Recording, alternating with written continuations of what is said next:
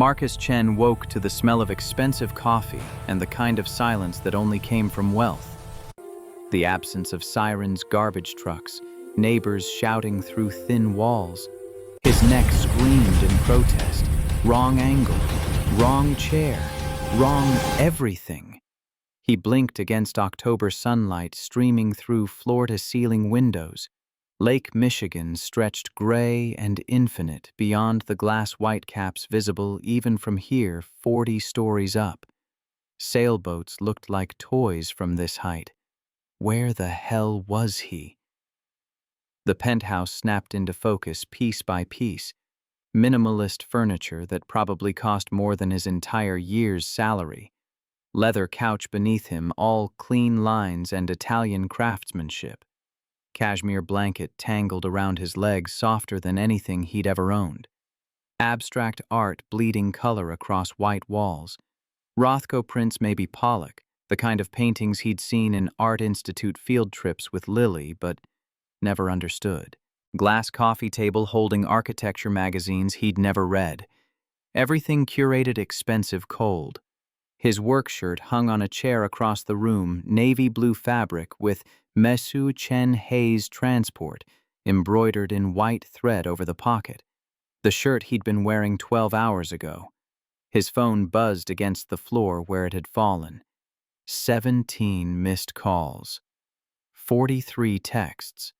The screen wouldn't stop lighting up notifications cascading like an avalanche. Victoria Hayes stood in the kitchen area, open-concept granite counters, commercial-grade espresso machine, gleaming like a spaceship wearing his work shirt. Just his shirt. It fell to mid-thigh sleeves rolled to her elbows, revealing forearms that looked too thin, too fragile for someone who commanded a $340 million technology company. CEO of Hayes Technologies. His boss's boss's boss's boss. And she was wearing his uniform like a nightgown. Her hands trembled around a white ceramic coffee mug. Dark hair hung loose around her shoulders, no longer pinned in that severe updo from last night's gala. Eyes red but clear, mascara smudged beneath them. She looked human, vulnerable. Nothing like the woman in the corporate headshots, the one who stared out from earnings reports with steel in her gaze. Marcus's chest tightened. He sat up too fast, head spinning. "Ms. Hayes, Did we sleep together?" Her voice steady, but her knuckles white against the ceramic. Direct question. No preamble. Very her. "No, ma'am. We didn't." She set the mug down on the granite counter with a click that echoed through the space. "Then why is the board already calling for your termination?" She checked her iPhone, scrolled with her thumb. "By the time you get home, you'll have an email from HR demanding a meeting. Probably already sent." He stood legs unsteady and reached for his jacket draped over the chair beside his shirt. "I don't understand. I helped you get home safely. That's all I did." "I know that." She turned her phone toward him. The screen showed a grainy black and white security photo timestamp glowing in the corner. 2:47 a.m. Elevator, his arm around her waist, her head against his shoulder. The angle suggested intimacy, suggested everything, proved nothing except that he'd been helping an intoxicated woman to her door. But perception, as they said in all those corporate training videos he'd sat through, was reality. This went out on the company's internal Slack channel and a general at 6 o'clock this morning. Victoria continued, voice flat. Professional. Like she was delivering quarterly earnings, not describing his professional execution. By 6:30, it had been forwarded to half the executive team via direct message. By 7, James Patterson was calling an emergency board meeting. By 7:15, 3 board members had emailed me directly asking for your immediate termination. His phone buzzed again. The screen filled with notifications. Slack messages from coworkers he barely knew. Texts from fellow drivers. Voicemails piling up like debris after a storm. Mrs. Rodriguez, Lily's babysitter. Tom from the driver's pool. numbers he didn't recognize. He looked down at the notifications. One from Lily's school. His stomach dropped. But perception, Mr. Chen, is everything in a company like this. Victoria picked up her coffee, took a sip, grimaced. Too hot or too bitter, he couldn't tell. Facts matter less than optics. Truth matters less than narrative. And right now the narrative being written about us is that the CEO got drunk at a company event and spent the night with her driver. But that's not what happened. I know that. You know that. But everyone else, she gestured at the city beyond the windows, at the invisible thousands who'd already seen that photo, already drawn their conclusions. They're writing their own version of last night. And their version doesn't include the fact that you were decent enough to stay when I asked, begged, that you slept in a chair across the room, that nothing happened except basic human kindness. His phone buzzed with a new email notification. He didn't need to check it to know what it said. 12 hours earlier, none of this existed. 12 hours earlier, he'd just been a driver doing his job. The Palmer House Hilton blazed against the October night, every window glowing chandeliers visible through tall glass doors like crystal constellations. Marcus idled the Mercedes S-Class at the entrance engine, purring, watching rain-slicked streets reflect the hotel's grandeur back at itself. Hayes Technologies' 25th anniversary gala. Black ties and champagne flutes and speeches about vision, innovation, disruption, all the words companies loved to use when celebrating themselves. He checked his phone. 9:47 p.m. Text to Lily. Don't forget pancakes tomorrow, the really good ones with chocolate chips. Her reply came within seconds. I won't. Mrs. Rodriguez says you work too much. He smiled despite the long day. Despite the 3 pickups he'd already done, despite knowing he wouldn't be home until well past midnight. 9 years old and already wiser than him. Brown eyes like her mother Emma, same way of cutting straight through his excuses and deflections and seeing the truth underneath. Through the glass doors he caught glimpses of the ballroom. Victoria Hayes stood at a podium speaking to a sea of suits and evening gowns. Her voice didn't carry through the glass, but her posture did, straight spine-controlled gestures, every inch the CEO. CFO Ryan Mitchell lingered near the bar nursing something amber in a rocks glass. VP Derek Brennan checked his phone instead of listening to his boss speak, that permanent smirk plastered across his face like a default setting. Marcus had driven for Hayes Technologies for 3 years, roughly 1,000 shifts, give or take. He'd ferried executives to O'Hare, board members to meetings, visiting clients to the office tower on Wacker. He'd waited in parking garages and hotel loading docks. He'd heard phone calls he wasn't supposed to hear, seen relationships that weren't supposed to exist. Watched the machinery of corporate America grind forward from the front seat of a Mercedes. He'd interacted with Victoria Hayes exactly 4 times in those 3 years. Once the interview 3 years ago, where she'd barely looked up from her MacBook asking 3 questions in rapid succession while typing emails. Clean driving record good. References fine. Available nights and weekends excellent. HR will process your paperwork. 7 minutes total. He'd been hired. Twice holding elevator doors when she'd been running late, both times earning a distracted thank you without eye contact. 3 last month when he'd helped VP Diana Foster, sick with food poisoning, from a bad lunch to the car after a board meeting. Victoria had been in the lobby, had seen him supporting Diana, had said, "Thank you, Mr. Chen. That was kind of you." First time she'd used his name. 4 times in 3 years. Each time he'd been invisible. Furniture with a pulse. Part of the building's infrastructure, like the HVAC system or the elevators. Ryan Mitchell emerged from the ballroom, tie-loosened top button, undone exhaustion written across his face in the lines around his eyes. 44 years old and looked 50. CFO of a company growing faster than its systems could handle. He leaned down to Marcus's window. "Chen, right?" "Yes, sir." Ryan glanced back at the ballroom, at Victoria, still speaking at the crowd that was already thinning despite her words. Something unreadable flickered across his expression. Concern maybe, or resignation. Ms. Hayes is going to need a ride home. Maybe in an hour or so, she's... He paused, chose words carefully. Celebrating more than usual tonight. Can you handle that? Of course, sir. Good man. Ryan straightened, started to walk away, then turned back. Stay close, Chen. She'll need the help. Weight behind those words. Not a request. A warning. The hour became 2. Marcus watched through glass as the party thinned like fog burning off Lake Michigan. Board members departed in town cars. Marcus noted timestamps, mentally old construction. Foreman habits dying hard. 10:15, 10:30, 10:40. VP Derek Brennan exited at precisely 10:47 p.m. Marcus checked his watch, that same foreman precision, and Marcus held the door. Brennan didn't acknowledge him, didn't even glance in his direction, just typed furiously on his iPhone thumbs, moving fast, that smirk deepening into something uglier. He passed close enough that Marcus caught his cologne expensive, aggressive, the olfactory equivalent of a firm handshake designed to intimidate.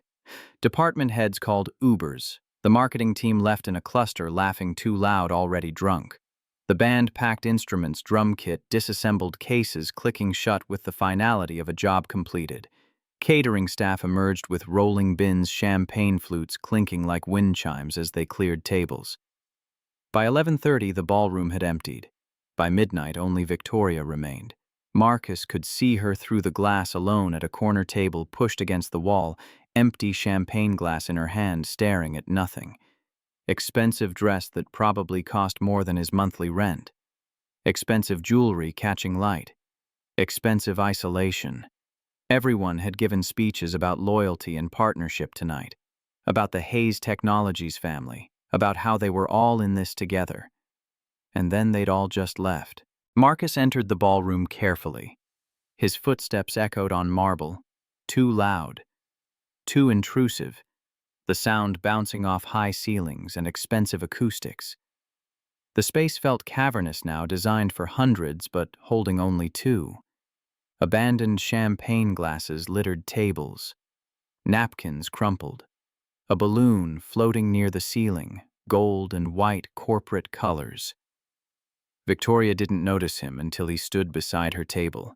She looked up slowly, eyes unfocused, mascara-smudged lips stained dark from wine. Ms. Hayes, I'm Marcus Chen. I'm here to drive you home. She laughed, bitter sound, sharp edges. The driver, of course, everyone gave speeches about loyalty tonight, partnership, family. She gestured at the empty ballroom with her champagne glass, nearly dropping it. And then they all just walked away. Every single one of them. She tried to stand, wobbled, grabbed the table edge for support. I don't get drunk. Her words slurred slightly, fighting for control and losing. Did you know that 25 years building this company? Never once, not once, have I been drunk at a company event. Marcus steadied her elbow.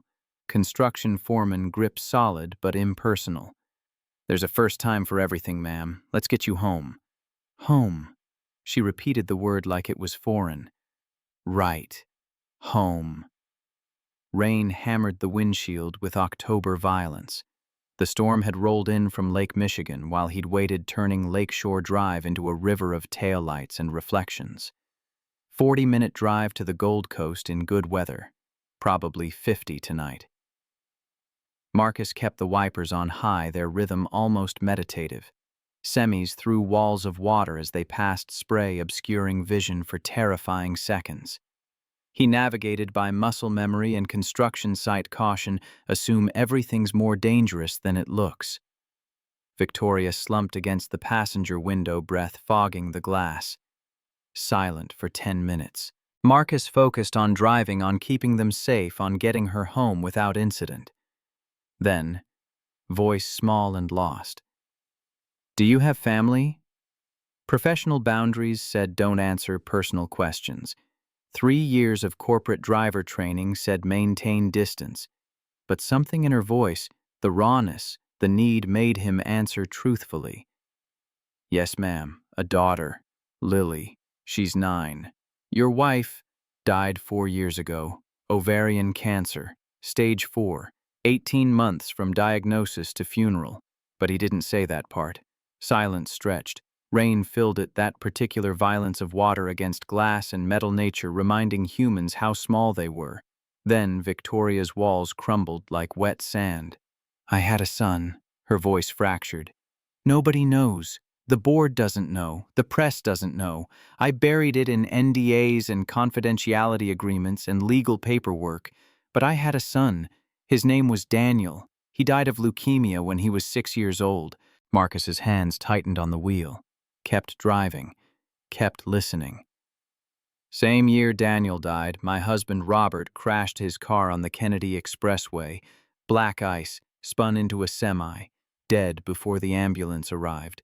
She pressed her forehead against the window. So in 1 fucking year, I lost both of them. My son, my husband, everything that mattered. The car hydroplaned on standing water. Marcus felt the steering go light tires losing contact with asphalt. He corrected smoothly construction foreman reflexes, stay calm when things go wrong, and the Mercedes found traction again. Victoria grabbed the dashboard, breathing hard. You're good at this, staying calm when things go wrong. 3 years of single parenthood teaches you that. He glanced at her reflection in the rearview mirror. Teaches you that panic doesn't help, that the only way through crisis is steady hands and clear thinking. Long pause. Rain drummed. Wipers scraped. Somewhere a siren wailed, distant and urgent. Do you know why I drank tonight? Mr. Chen really drank, not just held a glass to look engaged at networking events. She turned to him, tears streaming, mascara running. Tonight isn't just the company's 25th anniversary. It's what would have been Daniel's 16th birthday. My son would be learning to drive right now. Would be complaining about homework and asking for car keys and thinking about colleges. Her voice broke completely. Robert isn't here to see what we built. Daniel will never grow up. And I'm celebrating a company milestone while standing on their graves. Marcus didn't have words. What could he possibly say that wouldn't sound empty? You're not rambling, ma'am. He kept his voice gentle. You're grieving. There's a difference. Everyone's sorry. She wiped her eyes, smearing mascara further. At the funerals, everyone was so sorry. Sorry doesn't bring them back. Sorry doesn't fill the silence in my apartment. Sorry doesn't change the fact that I'm alone. She pressed her forehead back against the window. You're just the driver. You're just the man who has to listen to the sad drunk woman talk about ghosts. But he wasn't just the driver anymore. Not really. Not after hearing what she'd lost. Not after understanding why she'd stayed at that table alone, staring at nothing, while everyone else celebrated and left. Some debts can't be paid with money. Only with time. Only with presence.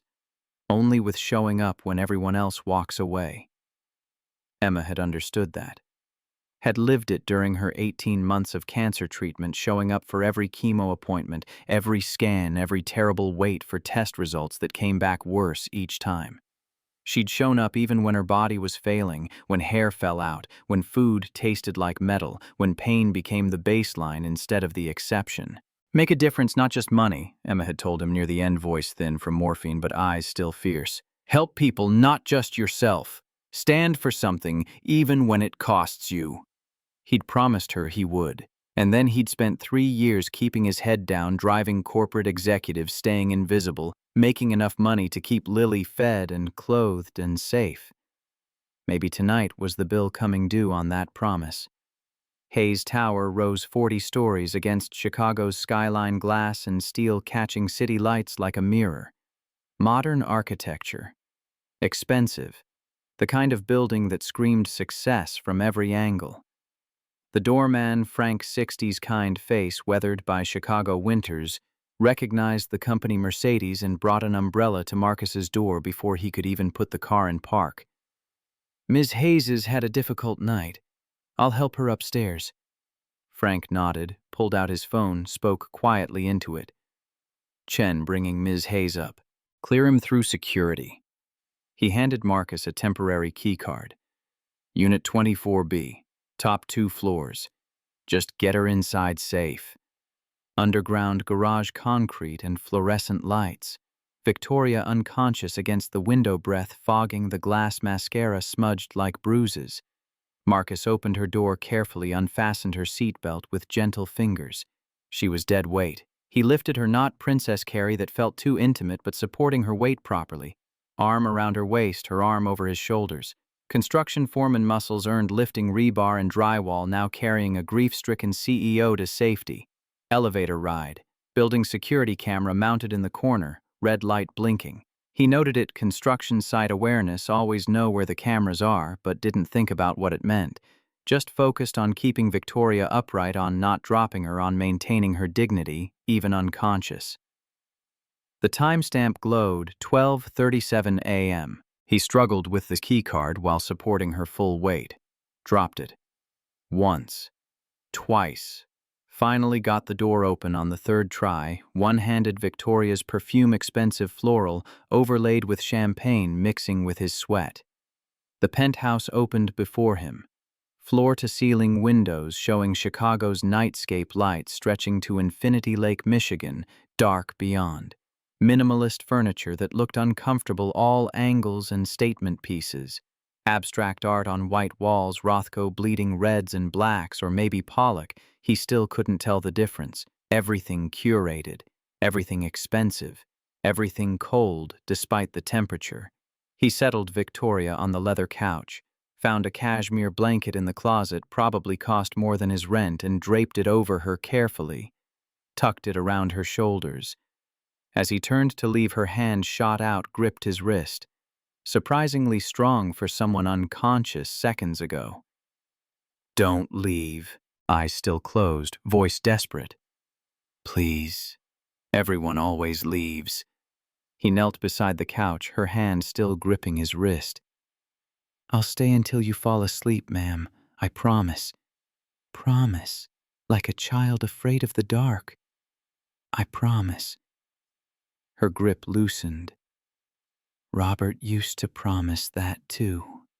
Voice fading into genuine sleep this time. "Promised he'd always come home. Promised Daniel would be okay. Promises don't mean anything." Marcus waited until her breathing evened out, until he was certain she was truly asleep and not just unconscious. The difference mattered. He pulled out his phone. 1:47 a.m. Texted Mrs. Rodriguez. "Running very late. Home by 4 a.m. So sorry. Thank you for staying." "No problem, mijo. She's sound asleep. Take your time." Mrs. Rodriguez. 60 years old, wore her rosary like armor against the world, loved Lily like her own granddaughter. Charged him $20 an hour and was worth 3 times that. One of the good ones in a world that seemed increasingly short on good ones. Marcus sat in an armchair across from the couch, not close, maintaining professional distance, even alone. Planned to leave at 3, just watch until she was deeply asleep. Just make sure she didn't choke or fall or hurt herself. The penthouse was warm. Too warm. He pulled off his work undershirt beneath, maintaining modesty, and draped it over the chair back. Checked his phone. ESPN scores. Cubs lost again, season over anyway. Emails, nothing urgent. Calendar reminders for Lily's parent-teacher conference next week. Oil change for the Honda. Anything to stay awake. But exhaustion from 3 years of single parenthood, of being both mother and father, of cooking breakfast and checking homework and helping with science projects, and earning enough to keep lights on and heat running and food in the fridge, it all caught up at once. His head tilted back against the chair. Expensive leather, surprisingly comfortable. Eyes closed. Just for a minute. just to rest them, just for a minute. Phone slipped from his hand to the floor with a soft thud against expensive carpet. Somewhere in the building's security system, motion-triggered cameras recorded everything. Digital timestamps glowing. Evidence without context. Truth fragmented into frames per second, each one capable of being weaponized. Marcus Chen widower and father former construction foreman, who'd once built things with his hands, slept in a chair in his CEO's penthouse. Innocent. Decent. Doomed. Morning sunlight woke him. His neck screamed construction site injuries, old herniated disc, aggravated by wrong sleeping position. He blinked against the brightness, disoriented. Coffee smell. Starbucks Pike Place blend. He recognized the aroma. Emma had loved it. Victoria stood in the kitchen area wearing his work shirt, making espresso, with the methodical precision of someone fighting a hangover through sheer force of will. She moved carefully, like sudden movements might shatter her. Marcus stood quickly. Too quickly. Head spun. "Ms. Hayes, I'm so sorry. I meant to leave. I just fell asleep." She turned two white ceramic mugs in her hands, set one on the granite counter between them. Expression calm but strained. Eyes red but clear. "Good morning, Mr. Chen. I know what happened. I remember most of last night, not all of it, but enough. You were kind. You stayed when I asked you to, and you kept your distance." She gestured to the couch blanket still perfectly draped where he'd left it. "You're not the kind of man who takes advantage." Relief flooded through him like ice water. "Thank you. I wouldn't. I would never. I believe you." She held up her iPhone. "But it doesn't matter what I believe." Turned the screen toward him. Grainy black and white security photo. Timestamp 2:47 a.m. glowing in the corner. Elevator. Marcus supporting Victoria, arm around her waist. Her head against his shoulder. The angle suggested intimacy. Suggested passion. Suggested everything except the truth that he was helping an intoxicated woman to her door, that he'd slept in a chair across the room, that nothing had happened except basic human decency. But the photo told a different story. Photos always did. This went out on the company's internal Slack channel, now general, at 6 o'clock this morning. Victoria continued, voice flat professional, like she was delivering quarterly earnings instead of describing his execution. Posted from an anonymous account. No profile picture, no previous messages, created at 5:55 a.m. specifically to post this photo. By 6:30, it had been forwarded to half the executive team via direct message. I have screenshots of at least 15 separate DM chains discussing it. She scrolled on her phone, showing him. His chest tightened. By 7, James Patterson, board chair, was calling an emergency board meeting. By 7:15, 3 board members had emailed me directly asking for your immediate termination. By 7:30, Derek Brennan had sent a company-wide email about reviewing workplace conduct policies. Her jaw tightened. Derek Brennan, who left the gala at 10:47 last night while I was still inside drinking. Who could have helped me? Who chose not to? Marcus's phone buzzed on the floor where it had fallen. He picked it up.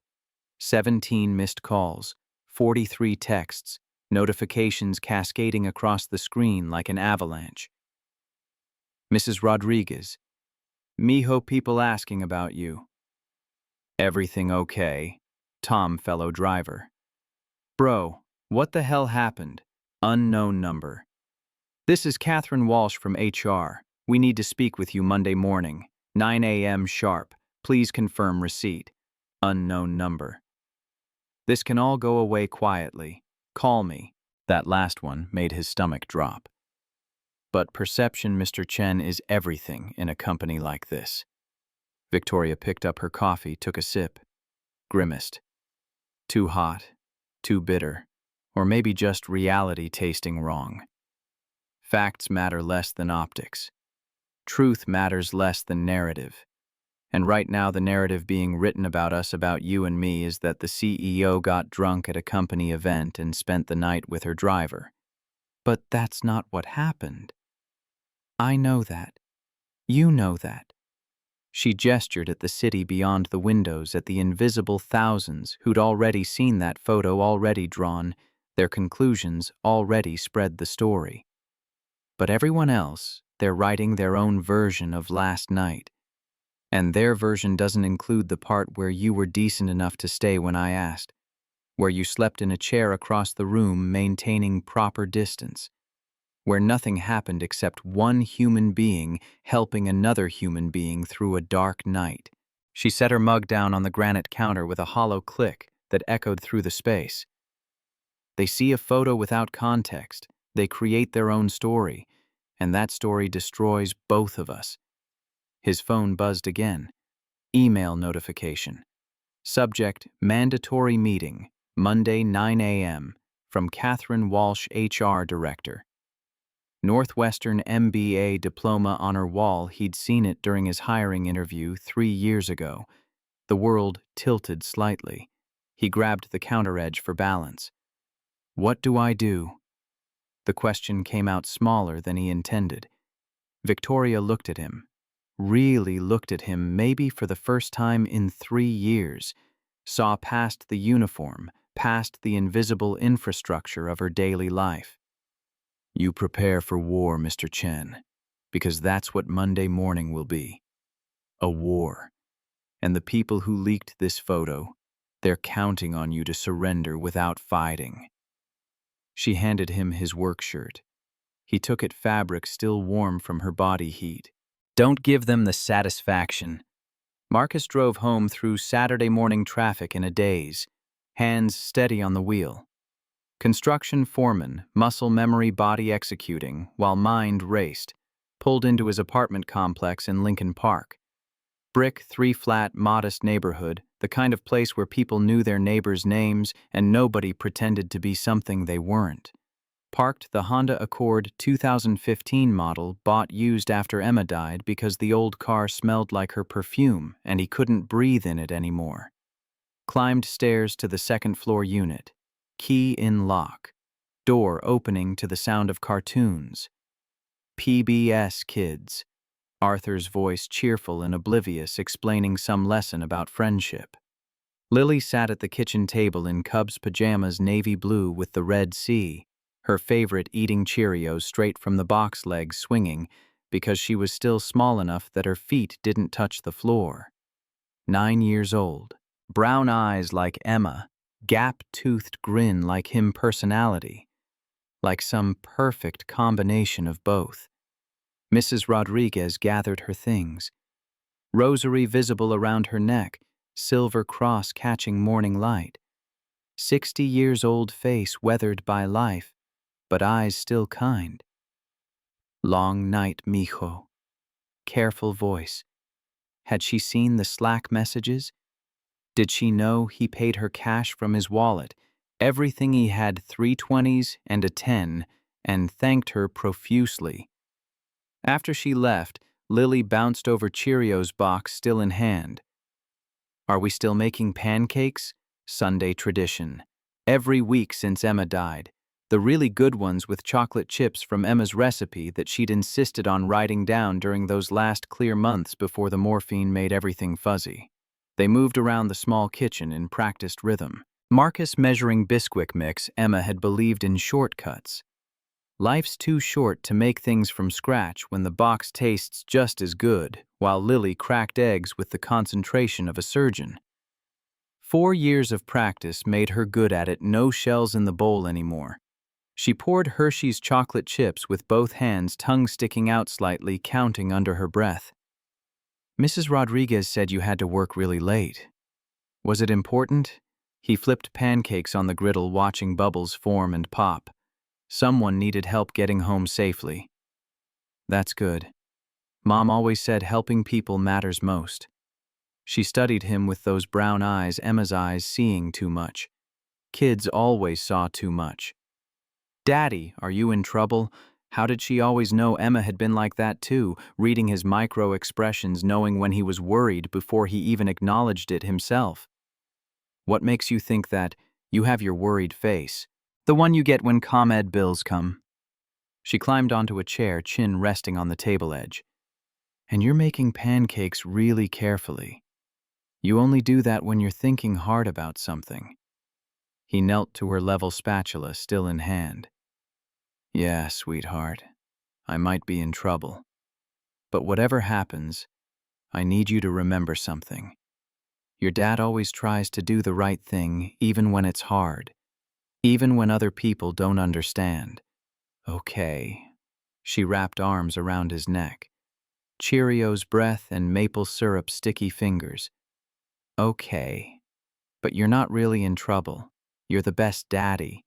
Everyone knows that. If only everyone saw what his daughter saw. If only the world ran on 9-year-old logic where doing the right thing meant you were safe."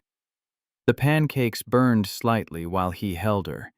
He didn't care. After breakfast, Lily curled on the couch watching Arthur something about the library and a fundraiser, her explaining the plot to him, even though he wasn't really listening.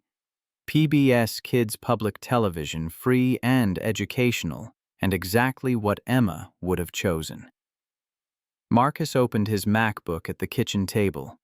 Older model battery didn't hold charge anymore, power cord permanently attached. The HR email waited, sent 7:47 a.m., while he'd still been standing in Victoria's penthouse trying to understand how helping someone had become a crime. From Catherine Walsh Qualsh at HaysTech.com to Marcus Chen McKen, HaysTech.com. Subject: mandatory meeting. Monday, 9 a.m. Mr. Chen, your presence is required at a mandatory meeting on Monday, October 23rd at 9 a.m. sharp in Conference Room 12B. This meeting concerns events that occurred Friday evening, Saturday morning. Please confirm receipt of this message. This is not optional. Catherine Walsh, Director of Human Resources. Hayes Technologies. He read it twice. Looked at Lily laughing at Arthur's misadventures. Looked at Emma's photo on the shelf, their wedding at Navy Pier. Both of them young and stupid, and certain that love conquered everything. Emma had been wrong about that. Love hadn't conquered stage 4 ovarian cancer. Love hadn't stopped the cells from multiplying, hadn't made chemo work, hadn't prevented her death 18 months after diagnosis. But she'd been right about other things. Make a difference, not just money, she'd said near the end, morphine making her words soft but eyes still fierce. Help people, not just yourself. Stand for something even when it costs you. That's what matters when you're gone. Not the money you made. The difference you left behind. He'd promised her he would. And then he'd spent 3 years keeping his head down, driving corporate executives around Chicago, staying invisible, making enough money to keep Lily fed and clothed and safe, but not making any difference at all. Maybe tonight had been the universe calling that debt due. He made a decision. Wouldn't just defend himself passively. Wouldn't wait for Catherine Walsh and James Patterson and Derek Brennan to decide his fate. Would find out who leaked that photo and why. Would prove his innocence instead of hoping someone else would see the truth. Opened company. Slack technically not supposed to access while off duty, but screw the rules at this point. The hashtag general channel was chaos. 300 plus messages since that photo posted at 6 a.m., growing in real time. He scrolled up to the beginning. Anonymous user, 6:00 a.m. Photo attached. Anyone care to explain this? Our CEO and a company driver leaving her building at 2:47 a.m. Professional conduct much. The replies came fast. At Sarah. Marketing. Wait, is that Marcus from the driver pool? At Mike. Operations. Definitely him. Saw him at the gala last night, at Jennifer.Sales. This is so inappropriate. If a male CEO did this with a female employee, heads would roll. At David, it. Maybe there's context we're missing. At Jennifer.Sales. What context makes this okay? He's a subordinate. She's the CEO. Power dynamics. 101. At Derek.Brennan. This is deeply concerning. I've escalated to the board. We have policies for a reason. Marcus's jaw tightened. Derek Brennan, posted at 6:47 a.m., less than an hour after the photo went up. Already escalating, already weaponizing. He scrolled further, took screenshots on his iPhone, began taking notes in his moleskin notebook. Construction foreman habits applied to corporate warfare. Anonymous account created 5:55 a.m. Posted photo at 6:00 a.m. exactly. How did they have access to building security footage? Who could pull that? Brennan's comment at 6:47 a.m. Suspiciously fast response for a Saturday morning, almost like he'd been waiting for it. Ryan Mitchell defending at 7:23 a.m. Let's not jump to conclusions. We don't know what happened. Diana Foster at 7:45 a.m. Agree with Ryan. Innocent until proven guilty should apply here, but the damage was done. The narrative was set. By 8 a.m., our general had devolved into speculation, gossip, virtue signaling. "What you doing, Daddy?" Lily asked from the couch, not looking away from Arthur. "Research, sweetheart. Sometimes when people tell lies about you, you have to find the truth yourself." "Are people lying about you?" "I think so, but I'm going to prove it." She nodded. Satisfied, returned to her cartoon. Complete faith in him. Complete trust that Daddy could fix anything, solve any problem, make everything right. He wished he had her confidence. His phone buzzed. Unknown number. Text message. "This can all go away quietly. We can settle this without lawyers or public drama. Call me. Philip Crawford, attorney at law." Marcus stared at it. Philip Crawford. Derek Brennan's personal attorney. He'd seen the name on documents before letterhead in the back of Brennan's town car once when Marcus had driven him to a deposition. Brennan's attorney, offering to settle, before the HR meeting even happened. Someone was trying to bury this fast, which meant someone had something to hide beyond just the photo. He deleted the text, went back to reading Slack messages, piecing together the narrative being constructed. About him, about Victoria, about that night. Pattern emerging, Brennan's fingerprints everywhere. First to escalate, first to mention policies, first to demand action. Like he'd been ready, like he'd been waiting. But why? What did destroying Marcus Chen, invisible corporate driver, accomplish? Unless it wasn't really about Marcus at all. Unless Marcus was just collateral damage, acceptable loss in a larger war. He opened a new note in his phone. Started a timeline. 10:47 p.m. Brennan leaves gala. I saw him 12:37 a.m. Security photo taken of me helping Victoria. 2:47 a.m. Another security photo. Where did this one come from? 5:55 a.m. Anonymous, Slack account created 6:00 a.m. Photo posted to High General. 6:47 a.m. Brennan escalates to board. 7:47 a.m. HR demands Monday meeting. 48 hours until that meeting. 48 hours to build a defense, find evidence, understand the conspiracy forming around him. Outside Chicago stretched gray and endless under October clouds. Saturday morning traffic building. People going about their lives oblivious to his personal crisis. The world didn't stop turning just because his world was ending. His daughter believed in him completely. Emma's memory demanded he stand for something. Victoria needed someone to prove that doing the right thing still mattered in corporate America. So, Marcus Chen, widower. Father. Corporate driver. former construction foreman who'd once built houses with his hands, opened a fresh page in his moleskin notebook and began building something new. A defense, a case, a path through fire. Because he wasn't going down without a fight. Not for helping someone. Not for basic human decency. Not when his daughter was watching to see what happens to people who do the right thing. The phone buzzed again. Another unknown number. Monday won't go well for you unless you're smart about this. Think about your daughter. Think about your future. Some battles aren't worth fighting. PC. Philip Crawford again. Brennan's lawyer.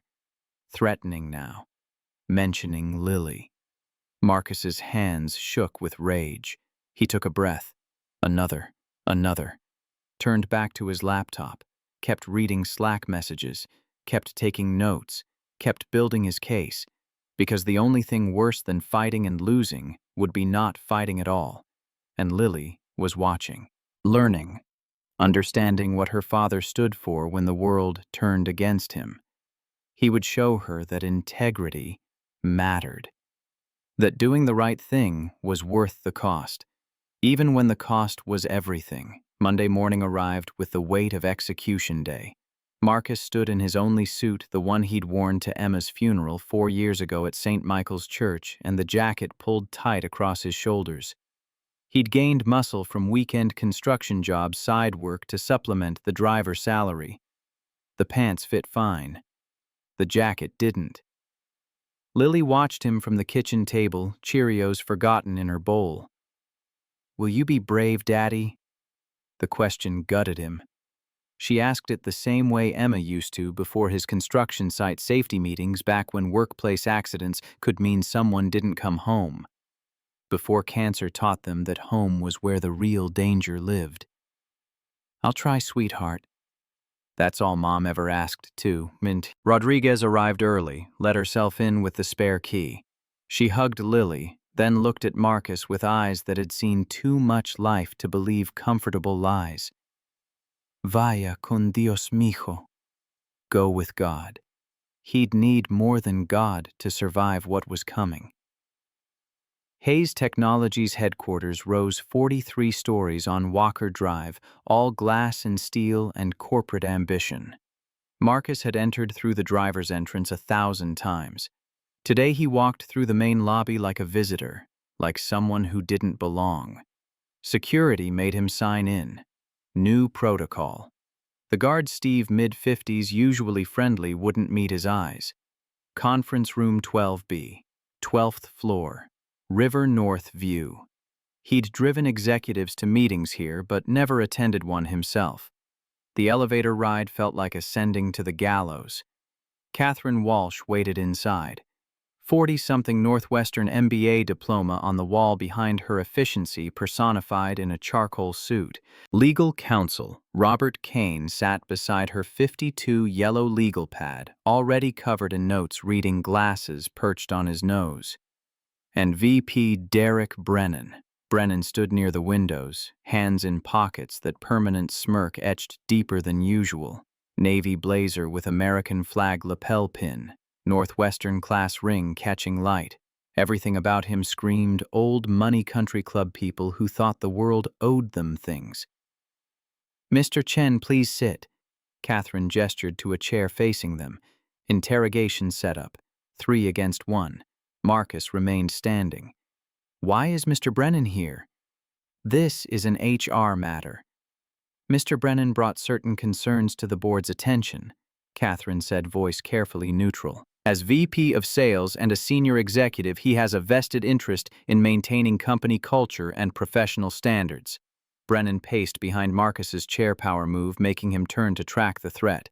Marcus stood instead, facing Brennan directly. Construction site instincts never let someone flank you. "The optics here, Chen." Brennan's voice dripped with false concern. "The optics are terrible. You're a driver. She's the CEO. You spent the night in her home. How does that look?" "It looks like I did my job and made sure she got home safely.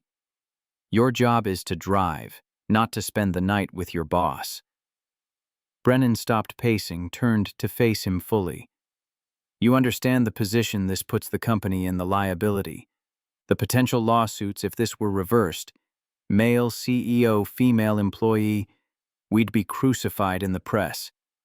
Marcus's voice stayed level but hardened. I didn't spend the night with her. I spent the night in her living room making sure she didn't choke on her own vomit or fall and hit her head. That's what decent human beings do. Catherine intervened. Mr. Chen, please sit. I'd rather stand if it's all the same to you. Silence stretched. Brennan's smirk deepened. He'd wanted this reaction. Wanted Marcus defensive, angry, off balance. Robert Kane cleared his throat. Mr. Chen, we've reviewed building security footage. You entered Ms. Hayes' residence at 12:37 a.m. Saturday morning. You didn't exit until 7:49 a.m. That's over 7 hours. Can you explain what you were doing during that time? Sleeping in a chair, fully clothed, maintaining appropriate distance. Exactly what I told Ms. Hayes I'd do, stay until she was safely asleep. 7 hours seems excessive for that purpose. I fell asleep. I was exhausted from a 14-hour shift. It wasn't planned. Catherine made notes on her iPad. Did Ms. Hayes invite you to stay the night? She asked me not to leave her alone, so I didn't. Did you consume alcohol with her? No. Did you engage in any physical contact beyond helping her to her residence? No. Did you make any inappropriate comments or advances? Absolutely not. Brennan leaned against the window frame. Here's what concerns me, Chen. Ms. Hayes was intoxicated. Vulnerable. You were in a position of power. You controlled whether she got home safely, whether she was left alone in a compromised state. Some might argue you took advantage of that power dynamic. Marcus turned to face him fully. Some might argue the VP who left the gala at 10:47 while she was still inside drinking could have helped her himself. You could have made sure your CEO got home safely. You chose not to. Brennan's smirk faltered, just for a second. I had other obligations. Right. Other obligations that involved checking your phone every 30 seconds and leaving early while everyone else stayed. Catherine's voice sharpened. Mr. Chen, let's stay focused on your actions, not anyone else's. But something had shifted. Brennan's confidence cracked slightly. Marcus pressed. You escalated this to the board within 47 minutes of that photo being posted on Slack. 6:47 on a Saturday morning. Most people aren't even awake yet, but you were ready to demand action. Almost like you'd been waiting for it. I was concerned about company reputation. Or you saw an opportunity. Gentlemen, Catherine stood. This meeting is about establishing facts, not trading accusations. Mr. Chen, pending the completion of our investigation, you're being placed on paid administrative leave effective immediately. The words hit like a punch. Administrative leave. You'll surrender your ID badge and company vehicle keys. You're prohibited from entering Hayes premises or contacting employees except through official HR channels. The investigation should conclude within 2 weeks. Marcus removed his badge from his wallet, placed it on the conference table with deliberate control, wanted to throw it at Brennan's smirking face, didn't. Set the Mercedes keys beside it with a click that echoed. Brennan's smirk returned victorious. Catherine's expression remained neutral, professional. We'll be in touch once the investigation concludes. You're free to go. Marcus walked out. Brennan exited first victory in every step. The conference room door closed behind them with terrible finality. The lobby felt like walking through enemy territory. Colleagues averted their eyes. Whispers followed him like ghosts. Sarah from marketing stared openly, phone already out, probably texting someone. Mike from operations pretended to study the directory board. Marcus kept his head up, walked steady, made it to Wacker Drive before his hands started shaking. Outside, the October cold cut through his too tight suit jacket. He started toward the L station, no company car anymore when footsteps pounded behind him. Chen, wait. Ryan Mitchell jogged to catch up, tie already loosened despite the early hour.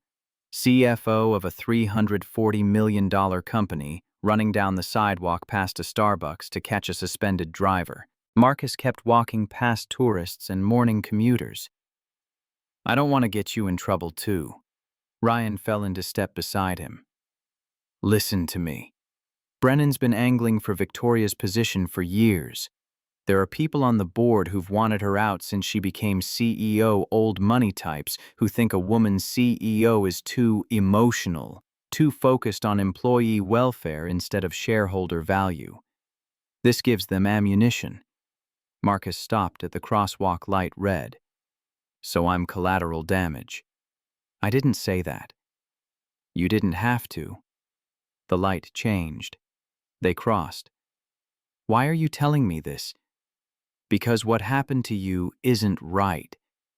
Ryan glanced around, lowered his voice. And because Brennan left the gala at 10:47, Victoria was still inside drinking. He could have helped her. He's her VP, has her personal cell, her emergency contacts, could have called her assistant or driver without getting personally involved. He chose not to.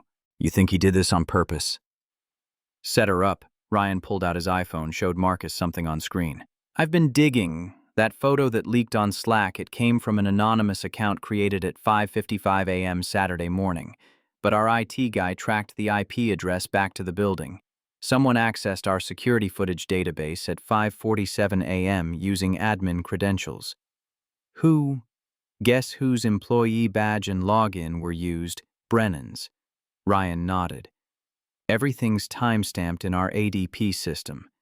His credentials accessed the security server at 5:47 a.m. Anonymous Slack account created at 5:55. Photo posted at 6:00. Brennan escalating to the board at 6:47. He orchestrated the whole thing. Marcus's mind raced. Why? What does destroying me accomplish? It's not about you, it's about Victoria. Board meets in 2 weeks. Brennan's going to push for her removal. Use your situation as evidence of poor judgment. CEO gets drunk, spends night with employee, creates massive liability exposure. Doesn't matter that nothing happened. The appearance is enough. So I'm just the weapon. You're proof she's unfit. At least that's the narrative he's selling. Ryan checked his watch. I have to get back. But Chen, don't just accept this. Fight back. Find evidence. Build your case.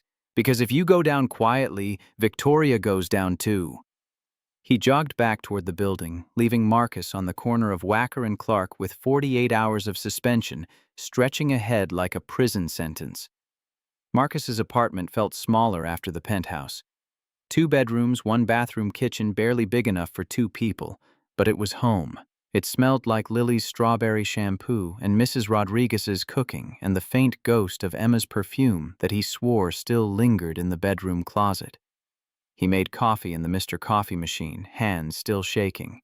Opened his MacBook at the kitchen table. Company Slack beckoned. The general channel had exploded overnight. 400 messages now. He scrolled through them, taking screenshots, building evidence. New anonymous account. 7:23 a.m. Just saying if this was CEO plus intern instead of CEO plus driver, we'd all be screaming harassment. Double standard much, at Jennifer.sales, 7:31 a.m. Exactly. Power dynamics don't disappear just because she's a woman. At Ryan.Mitchell, 7:45 a.m. Let's not jump to conclusions. We don't know what happened. At Derek.Brennan, 7:52 a.m. I've spoken with the board. We take these matters extremely seriously. Investigation ongoing. Updates to follow. Brennan positioning himself as the voice of accountability, the moral authority, the protector of company values. Marcus kept scrolling. Found defenders too. At Diana. Foster, 8:15 a.m. I've worked with Chen for 2 years. He's never been anything but professional and kind. Maybe we should wait for facts at Nathan. 8 to 23 a.m. Anyone else think it's weird that photo leaked from an anonymous account who had access to security footage? Smart question, Nathan. Marcus screenshotted it. At Mike.operations. 8:47 a.m. I was at the gala, saw Brennan leave early while Hayes was still there. If he was so concerned, why didn't he help her? Another screenshot.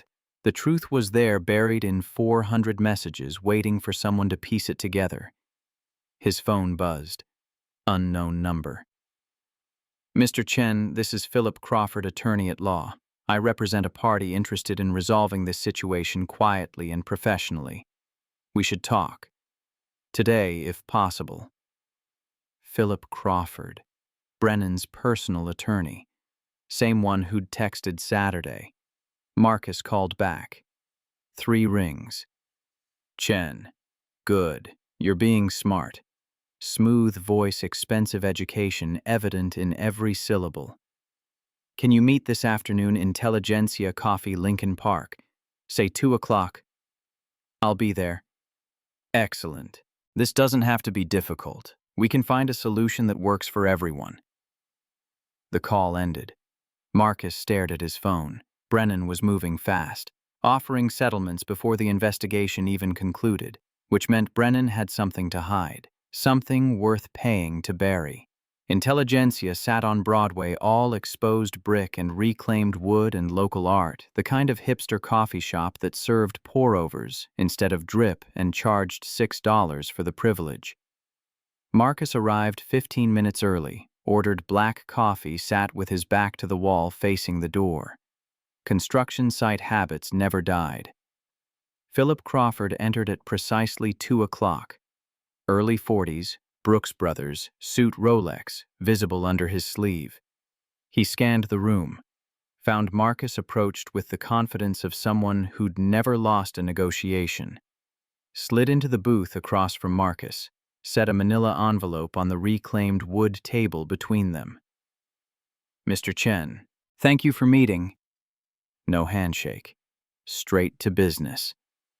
I represent a concerned party who believes this situation has escalated unnecessarily. Inside that envelope is a severance agreement. 6-month salary, $48,000. You sign an NDA, agree not to discuss the incident with anyone, and this all goes away. Clean reference, help finding a new position. Maybe with Uber Lyft, one of the delivery services. Fresh start. Marcus didn't touch the envelope. Who's the concerned party? That's confidential. But they have your best interests at heart. Brennan. Crawford's expression didn't change. If you don't sign, the investigation continues. Maybe they find policy violations. Maybe your employment is terminated for cause instead of with severance. Maybe the story gets worse before it gets better. He leaned back. You have a daughter, Mr. Chen. 9 years old, I believe. Lily. Attends Lakeview Elementary. Wouldn't it be better for her if this just ended? If you moved on quietly, gave her stability instead of dragging her through a public scandal. Cold rage crystallized in Marcus's chest. How do you know about my daughter? It's a generous offer. $48,000 is more than most people in your position would see. Think about it. Marcus slid the envelope back across the table. I don't need to think about it. I'm not for sale, and neither is the truth. Crawford's expression hardened, professional mask slipping. You're making a mistake. Maybe, but it's my mistake to make. You think you're protecting Victoria Hayes. She won't do the same for you when the board comes calling. You're expendable. You're a driver. She's a CEO protecting a $340 million company. Guess who the board sacrifices? Marcus stood. The only thing I'd regret is teaching my daughter that integrity has a price tag. He walked out, left his coffee half-finished, left Philip Crawford sitting alone with his envelope and his threats and his certainty that everyone could be bought. Outside, October wind cut through his jacket. His hands shook. Not fear now, but fury. They'd threatened his daughter, mentioned her school, made it clear they'd researched him, knew his vulnerabilities, were willing to use Lily as leverage. The game had changed. Friday afternoon. Email from Catherine Walsh arrived while Marcus helped Lily with math homework. Fractions. Emma had been good at math. He wasn't. The subject line made his stomach drop. Investigation update. Reinstatement with conditions. He opened it on his iPhone while Lily colored in her workbook. Mr. Chen, after a thorough investigation including security footage, review, witness interviews, and consultation with legal counsel, we have determined that no policy violations occurred on October 20th, 21st. You are cleared of any wrongdoing. However, concerns remain regarding the appearance of impropriety and potential impact on company morale. Therefore, your reinstatement is subject to the following conditions. 1. You are prohibited from assignments involving Ms. Hayes without secondary personnel present.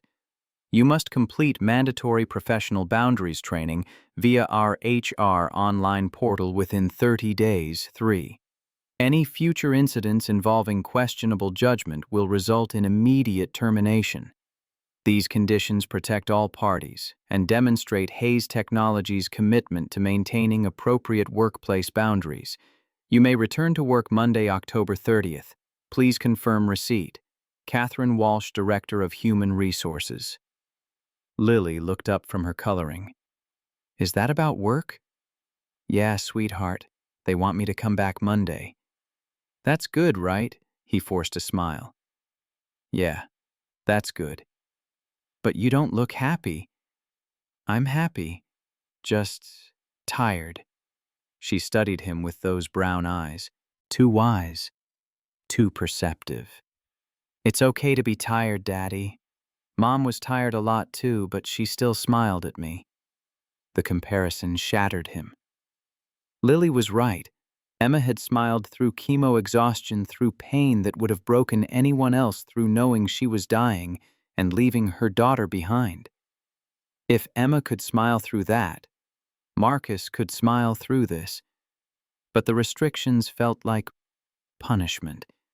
Cleared of wrongdoing but branded anyway. The scarlet letter of questionable judgment permanently attached to his file. Monday morning. Return to Hayes Technologies. The Mercedes S-Class sat in its usual spot in the company garage, keys returned by HR. Marcus ran his hand along the hood, same car from that night before climbing in. Checked the inspection sheet on the clipboard. Everything in order. First assignment came through the company app, O'Hare Pickup Terminal, 3:10:15 a.m. Diana Foster, Marketing VP. He'd driven her before. Professional kind, one of the good ones. He navigated to O'Hare via I-90 muscle memory, guiding the Mercedes through traffic. Held the sign at Terminal 3 arrivals. Diana emerged with Toomey luggage, smiled when she saw him. Chen, good to see you back. He loaded her bags, opened the rear door, slid behind the wheel. Kennedy Expressway, back to the city, morning traffic, flowing steady. Chen, I wanted to say something. Diana's voice came from the back seat, measured and careful. What you did for Victoria that night, helping her get home safely, that took character. I don't believe the rumors. He caught her eye in the rear view. Thank you, ma'am. That means more than you know. Brennan's been spreading poison for years. Some of us see through it. She looked out the window at Chicago passing by. Be careful. He doesn't forgive people who make him look bad. Lunch break. The driver's lounge in the basement lockers, Formica table break room with Mr. Coffee pot that had been there since the 90s. Tom and James sat at the table when Marcus entered. Awkward silence fell like a curtain. Marcus poured Maxwell House coffee from the pot, sat down, waited. 5 minutes of silence. Then Tom cleared his throat. Chen, heard you got reinstated. Yeah, that's good. Tom shifted uncomfortably. Look, man, I don't know what happened that night, but the whole thing's been weird. Brennan's been saying. Marcus's voice stayed calm but firm. I don't care what Brennan's been saying. I drove Ms. Hayes home because she needed help. I stayed because she asked me to. Nothing happened. That's the truth, whether people believe it or not. James' other driver, older guy, 20 years with the company, nodded slowly. For what it's worth, I believe you. Brennan's always been a snake. Remember when he tried to get Jerry fired over that fender bender in the executive garage, claimed Jerry was drunk? Jerry doesn't even drink. Tom nodded. Yeah, I remember that. Brennan had it out for Jerry because Jerry wouldn't drive him to that casino in Indiana. Against company policy. Brennan doesn't care about policy, James said. He cares about power. You got in his way somehow, Chen. That's why he's coming for you. I didn't get in his way. I just helped someone. Exactly. James took a sip of terrible coffee. You made him look bad. He left early, didn't help the CEO, and you did. Makes him look like the asshole he is. Can't have that. Small solidarity. Not everyone had abandoned him. Some people still saw the truth underneath Brennan's narrative. It wasn't much, but it was in something. Tuesday morning, Marcus's day off. Text from Ryan Mitchell came at 8:47 a.m. Need to talk. Coffee. Same place as before. Intelligentsia again. Marcus arrived at 9, ordered his usual black coffee, found Ryan already in a booth with documents spread on the table. Chen. Ryan gestured for him to sit. We have a problem. What kind of problem? Ryan slid a manila folder across the table. Inside board meeting agenda for Friday. Brennan presenting Leadership Accountability Review. He's using you as the excuse to take her down. Look at the bullet points. Marcus read recent incident involving CEO and subordinate employee questions regarding executive judgment in sensitive situations. Potential liability, exposure from workplace conduct. Need for enhanced oversight and accountability measures. Recommendation for leadership assessment and potential restructuring. Restructuring means removing her as CEO, Ryan said quietly. Brennan's been circulating this to board members all week. They're getting briefing documents via DocuSign private meetings in conference rooms I'm not invited to. He's building consensus. For what? Forced resignation or a vote of no confidence? Either way, Victoria's out. Brennan steps in as interim CEO. Within 6 months, he makes it permanent. Ryan tapped the document. That photo on Slack was just the opening move. This Friday is checkmate. Marcus's mind raced. That photo came from Brennan's credentials. You said I traced it. I said it. Can't prove it in a way the board would accept. Brennan's attorney would claim someone stole his login. Happens all the time. And the anonymous Slack account created from an IP address that's public Wi-Fi at a Starbucks on Michigan Avenue. Untraceable. So he covers his tracks. Brennan's been planning this for months, maybe longer. Your situation gave him the perfect opportunity, a CEO showing poor judgment in a situation involving alcohol and a subordinate. Doesn't matter that nothing happened. The optics alone are enough to raise questions. Marcus stared at the agenda. What happens to me if Victoria gets removed? Brennan becomes CEO. You're gone within a week. He'll manufacture some cause for termination. Maybe you showed up late. Maybe you failed the professional boundaries training. Maybe your car inspection was sloppy. Something small enough to be plausible, big enough to justify firing. And Victoria leaves with a severance package and an NDA. Brennan gets what he's wanted for 5 years. Board gets a CEO who prioritizes shareholder value over employee welfare. Everyone wins except the people who actually matter. Ryan gathered his documents. Board meets Friday at 2. Brennan presents at 2:30. By 3, Victoria's career is over. How do I stop it? Find evidence, real evidence, something concrete that proves Brennan orchestrated this. something the board can't ignore or explain away. Ryan checked his watch. "You have 4 days." He left. Marcus sat alone with his coffee going cold, staring at the agenda that would end Victoria Hayes's career and, incidentally, destroy his own life. 4 days to find evidence Brennan had spent months hiding. Impossible odds. But Emma had fought stage 4 cancer for 18 months. She'd shown up for every chemo session knowing it probably wouldn't work. She'd smiled at Lily every morning knowing she wouldn't see her daughter grow up. If Emma could face those odds, Marcus could face these. Thursday afternoon. Marcus's assignment, pickup board member James Patterson from Union League Club, downtown Chicago. The club sat on Jackson Boulevard, all marble columns and old money, the kind of place where deals got made over scotch and handshakes. Patterson emerged at precisely 4:15 p.m. Navy blazer, American flag lapel pin, Northwestern class ring matching Brennan's. Climbed into the back seat already on his iPhone. Marcus navigated loop traffic heading toward Hayes headquarters. Listened to Patterson's half of a phone conversation. "Yes, I received Brennan's brief. Very thorough. Concerning findings." Pause. "I agree the optics are terrible. We have a fiduciary duty to shareholders." Another pause. "I'll review everything before Friday's meeting." "Yes. Thank you." He hung up. Silence for 3 blocks, then addressed Marcus directly. "You're Chen, the driver involved in the incident with Ms. Hayes." Marcus's eyes stayed on Michigan Avenue traffic. "Yes, sir." "What do you think of Victoria Hayes as a leader?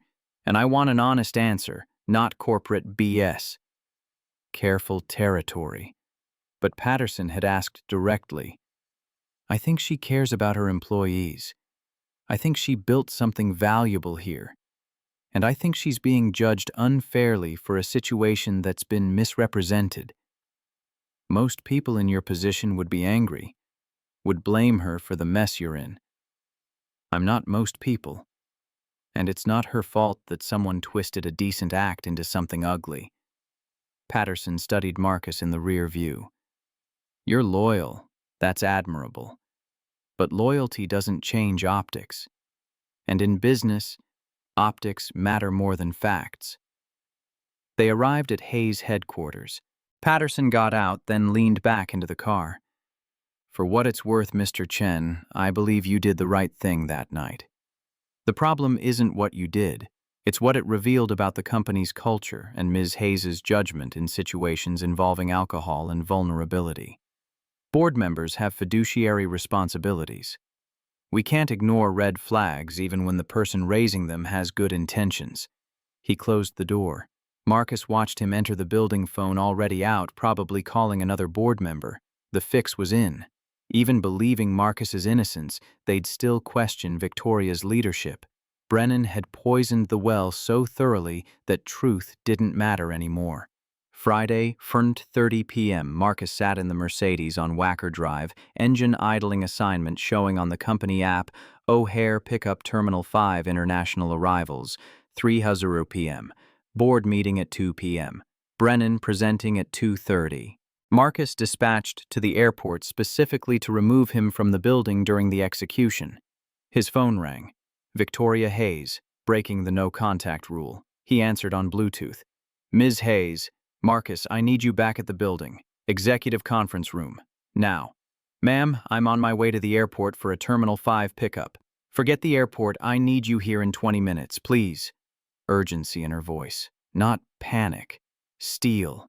"I'm turning around now." He took the Damon Avenue exit, doubled back eastbound on I-90. 20-minute drive compressed to 15 through aggressive lane changes and yellow lights. Parallel parked badly outside Hayes headquarters, got honked at by a taxi. Didn't care. Ran to the elevators. Took them to 12. Conference room doors closed. Through glass full board seated around table. Victoria standing at the head. Brennan sitting smugly to her right. On the screen behind Victoria, video footage. Not the elevator photo. Something else. Marcus pushed through doors. All heads turned. Victoria addressed him calmly. "Thank you for coming, Mr. Chen. Please sit." Marcus took a seat near back. Ryan Mitchell there gave him a small nod. Victoria used a Logitech remote to play video on the 85-inch Samsung screen. Security footage. Timestamp 2:15 a.m., October 21st, same night as the gala. Location Hayes Tower lobby. Victoria's building. Derek Brennan entered through revolving doors, checking his Apple Watch iPhone in hand. 2:22 a.m. elevator opened. Blonde woman emerged, 30s business attire professional, but hard to see clearly. Woman approached Brennan. Exchanged words, no audio. Brennan handed her a manila envelope. She took it left through front entrance.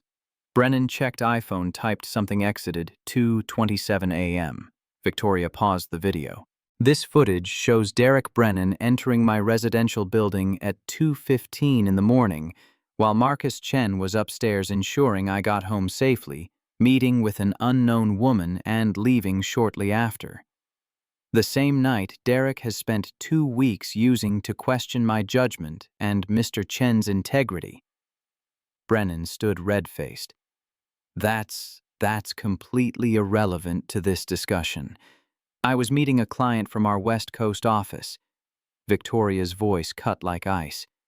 "At 2 in the morning, in my residential building, when you've spent 2 weeks claiming on Slack and in emails that anyone present in my building at that hour must have been engaged in something inappropriate." James Patterson leaned forward. "Derek, I think you need to explain yourself. Now." Brennan's mouth opened, closed. No explanation came. Victoria walked around the table distributing printed documents, phone records, building logs, IT access records. Marcus watched board members' expressions change as they read. AT&T phone records show 7 calls between Derek's number and an unknown number between 10:47 p.m. and 3:15 a.m. that night. Building security testimony confirms Derek asked my doorman which floor I lived on at 2:18 a.m. IT logs from our ADP system show Derek accessed our security footage database at 5:47 a.m. Saturday morning using his admin credentials. The anonymous Slack account that posted that photo traced to a device registered to Brennan Consulting, LLC, Derek's side business registered in Delaware. Brennan deflated visibly. I didn't mean for it to go this far. I just wanted to raise questions to show that your judgment was compromised, that maybe the board should consider other leadership options. I have 20 years' experience in Fortune 500 companies." Victoria leaned on the table, stared him down. "Compromised because I had too much to drink on the anniversary of my son's death and needed help getting home. Because I asked for help and someone decent enough to provide it happened to be male, or was my judgment compromised because you wanted my job and saw a chance to make me look weak?" Silence. Brennan had no answer. Patterson's voice carried absolute authority. "Derek, you have 30 seconds to resign, or I'm calling for a vote to terminate you for cause, and I'll make damn sure you never work in this city again." Brennan looked around the table. Saw no allies. Stood. "I resign." Walked to the door, slammed it behind him. The sound echoed like a gunshot. The door's slam echoed. Brennan gone. Board members shifted in Herman Miller chairs, exchanging glances that said everything. Shock calculation, damage control already forming in corporate minds. Victoria remained standing at the head of the table. Didn't sit. Didn't relax. This wasn't over. "This isn't just about Derek." Her voice carried steel wrapped in silk. "This is about a culture that allowed this to happen.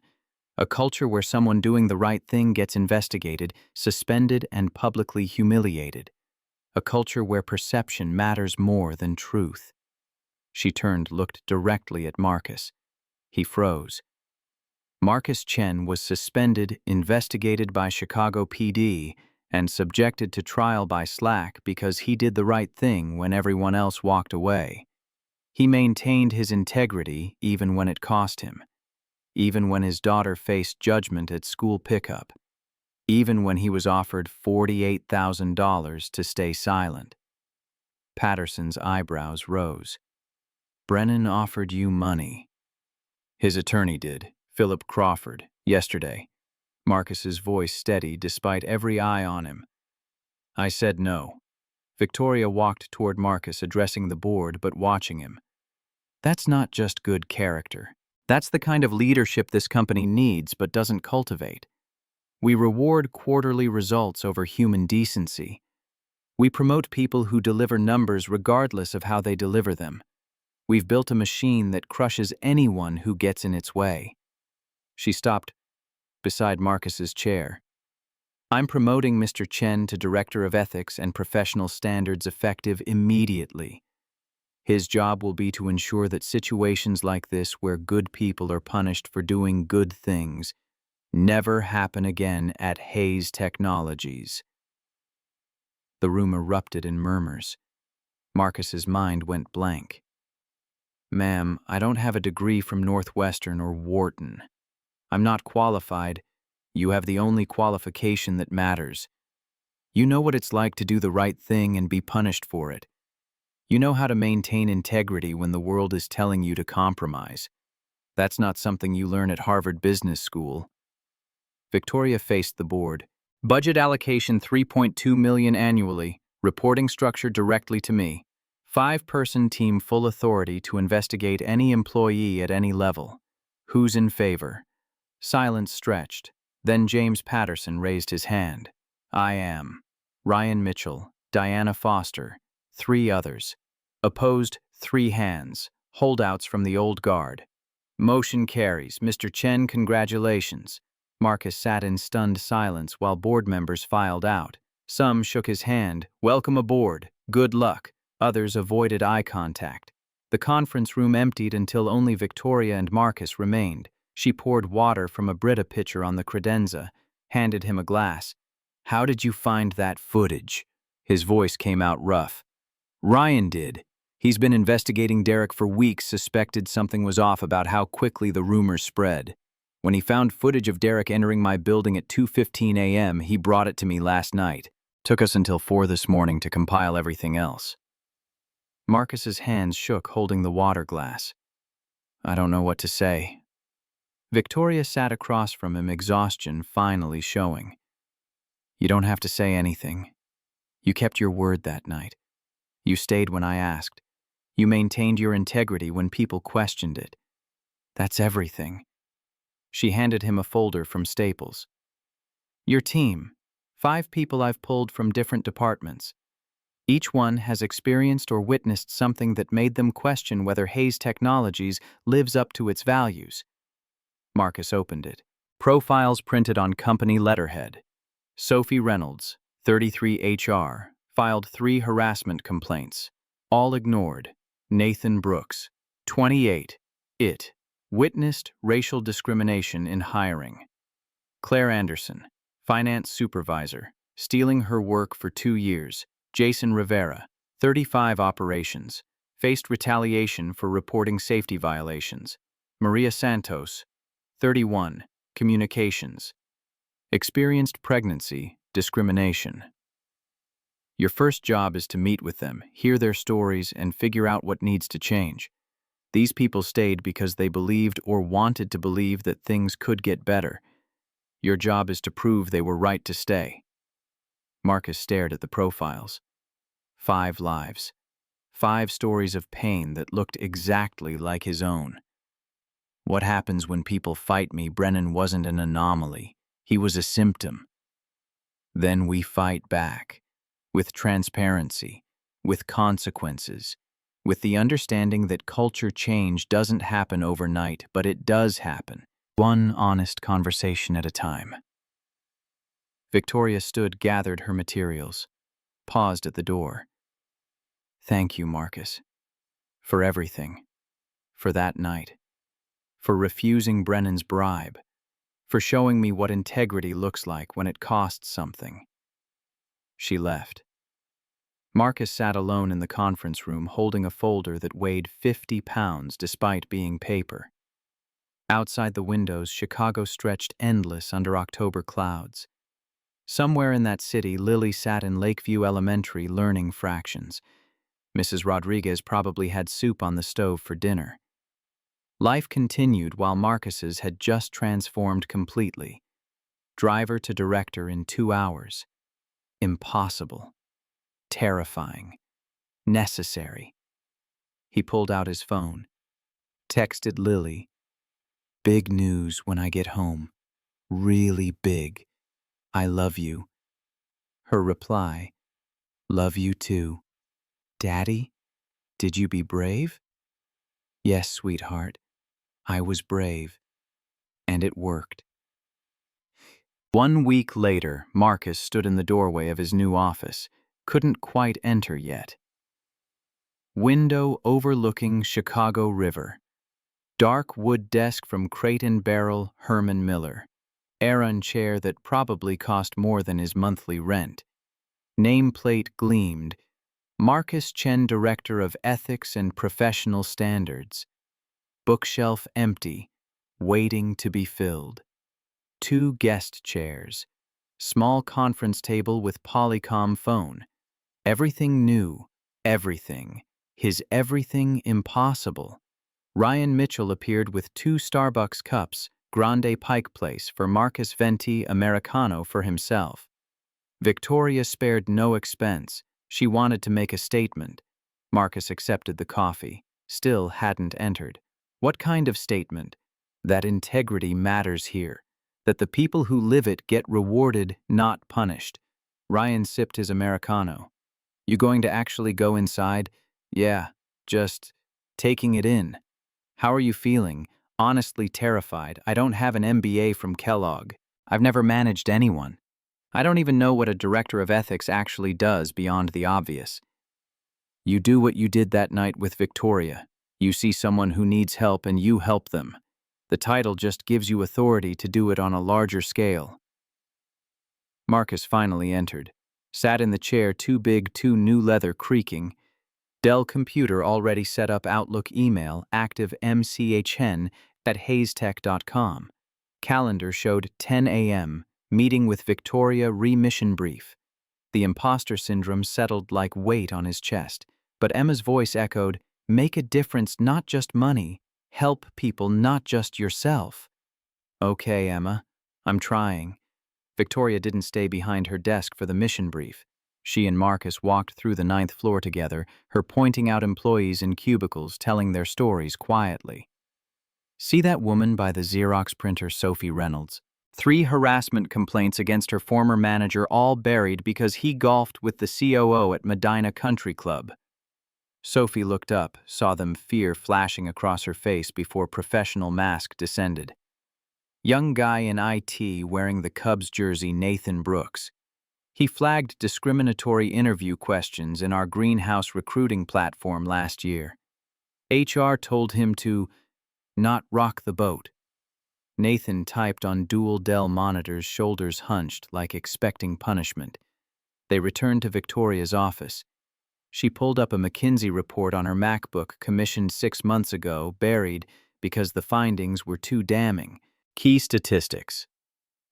63% of employees witnessed has experienced misconduct. In past year, 90% didn't report because they didn't trust system to protect them. Annual turnover rate, 23%, industry average from Bureau of Labor Statistics, 14%, exit interview analysis from ADP. Toxic culture, mentioned in 47% of departures. I was so focused on growth, on market share, on quarterly NASDAQ earnings that I didn't see what was rotting underneath. Derek Brennan wasn't an outlier. He was the natural result of a system that rewards results over people. So my job is to fix it. Build a system where people feel safe speaking up, where accountability is real, where incidents like what happened to you never happen again. She handed him a detailed folder from FedEx office. Start with your team, hear their stories, then figure out what needs to change. What happens when I run into resistance, when other VPs push back? We fight back with transparency, with consequences, and with the understanding that culture change is a marathon, not a sprint. But it does happen one honest conversation at a time. Purpose crystallized. This wasn't just a job. This was warfare against the system that had almost destroyed him. And he had 5 soldiers who'd survived the same battles. Time to build an army. The first case. Claire Anderson. Claire sat clutching a Target folder like a shield, Starbucks cup trembling in her hand. 26 years old, dark circles under eyes that had seen too much corporate cruelty. Marcus sat across from her, not behind the desk, equal level. Claire, I'm Marcus. Thank you for coming. I understand you've been dealing with a difficult situation. I didn't know who else to talk to. Everyone says you're someone who actually listens. I'll do my best. Tell me what's been happening. The story emerged in fragments. Supervisor Stephen Grant, 48, senior analyst, 12 years at Hayes University of Illinois, MBA. Claire developed an Excel forecasting model, saving 30 hours monthly of department work. Grant praised her privately, then presented it at quarterly business reviews as his own creation. When Claire tried to correct the record, Grant warned, "Making waves will hurt your career." Happened 4 more times over 2 years. Her work his credit. Each complaint to HR via Workday met the same response. This is normal workplace mentorship dynamics. Be a team player. Claire opened her folder. Outlook emails with timestamps, SharePoint file histories, PowerPoint presentations, Slack messages, documentation spanning 24 months. I have witnesses who've seen him do this to other people. But no one will listen because Stephen's been here 12 years, went to U of I with the VP, and She trailed off. You're what? Replaceable. That's what he told me at Starbucks one day. Junior analysts are a dime a dozen. If you don't like how things work here, there are plenty of people who'd take your job. DePaul churns out finance grads every May. Anger coiled in Marcus's chest, recognition of his own experience mirrored perfectly. Claire, what you're describing isn't normal workplace dynamics. It's theft. It's abuse of power. And it's exactly what this office exists to stop. So you'll help me. I'll do more than help you. I'll make sure this never happens to anyone else. 3 weeks, the investigation. Marcus learned his new role through immersion. Interviewed 4 current employees, all confirmed Grant's pattern.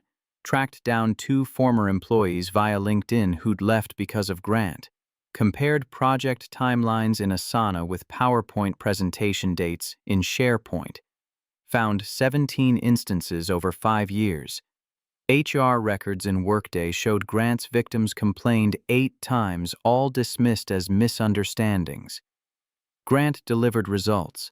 Department productivity high in Salesforce metrics. Had friends in senior management from the same MBA program at University of Illinois. Pattern clear, the system protected results over people. Always had. Always would, unless someone changed it. Late nights with Sophie Reynolds reviewing HR files, Dunkin' coffee cups everywhere. Nathan Brooks pulling logs from ADT security systems showing Grant's email deletions covering his tracks, destroying evidence.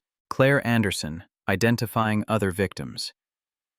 That happened to Sarah Chen too, and Michelle Rodriguez, former employee via Skype. I left because no one would listen. I'm glad someone finally is. 3 weeks to build an ironclad case. Marcus worked like he had on construction sites, methodical, thorough, leaving nothing to chance. One mistake could destroy credibility. One gap could let Grant slip through. The presentation. First termination. Tuesday afternoon, executive conference room. Marcus presented findings to Victoria and the leadership team using poster boards from Staples, printed photos of Claire, Sarah, Michelle. Made it personal, not abstract. presented evidence Outlook emails, witness statements typed in Word pattern analysis, in Excel spreadsheets showing 17 instances of credit theft over 5 years. 8 HR complaints ignored in Workday.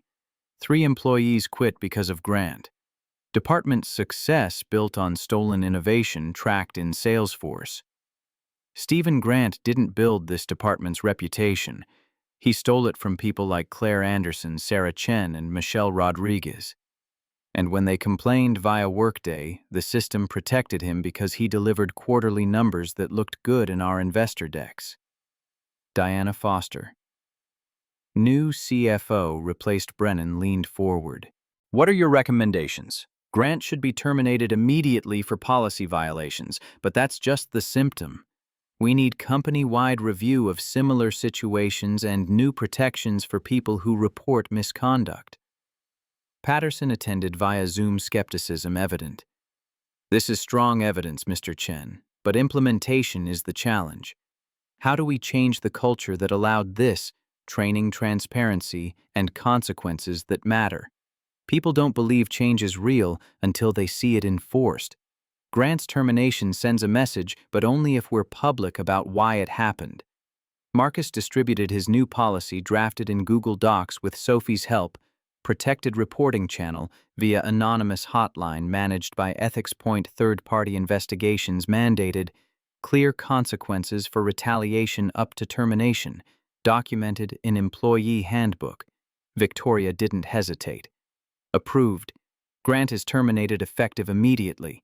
Sophie worked with Marcus to draft the company-wide Slack announcement. The announcement. Dam breaks. Wednesday morning, 10 a.m. Central. Victoria's announcement to all 847 employees via Hatch General Slack channel @channel, important announcement regarding personnel change and ethics policy updates. Effective immediately. Stephen Grant is no longer employed by Hayes Technologies. Following a thorough investigation by our Ethics and Professional Standards Department, we determined that Mr. Grant repeatedly violated company policy by claiming credit for work produced by subordinates. This behavior is unacceptable and contrary to our values of integrity and respect.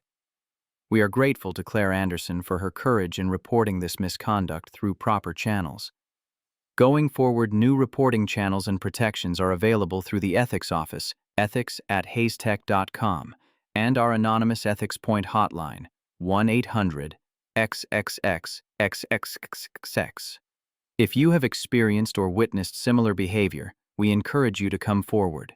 Your concerns will be taken seriously, investigated thoroughly, and addressed with appropriate action. Victoria Hayes, CEO. Response immediate and overwhelming. By noon, 23 emails to ethics@haztech.com.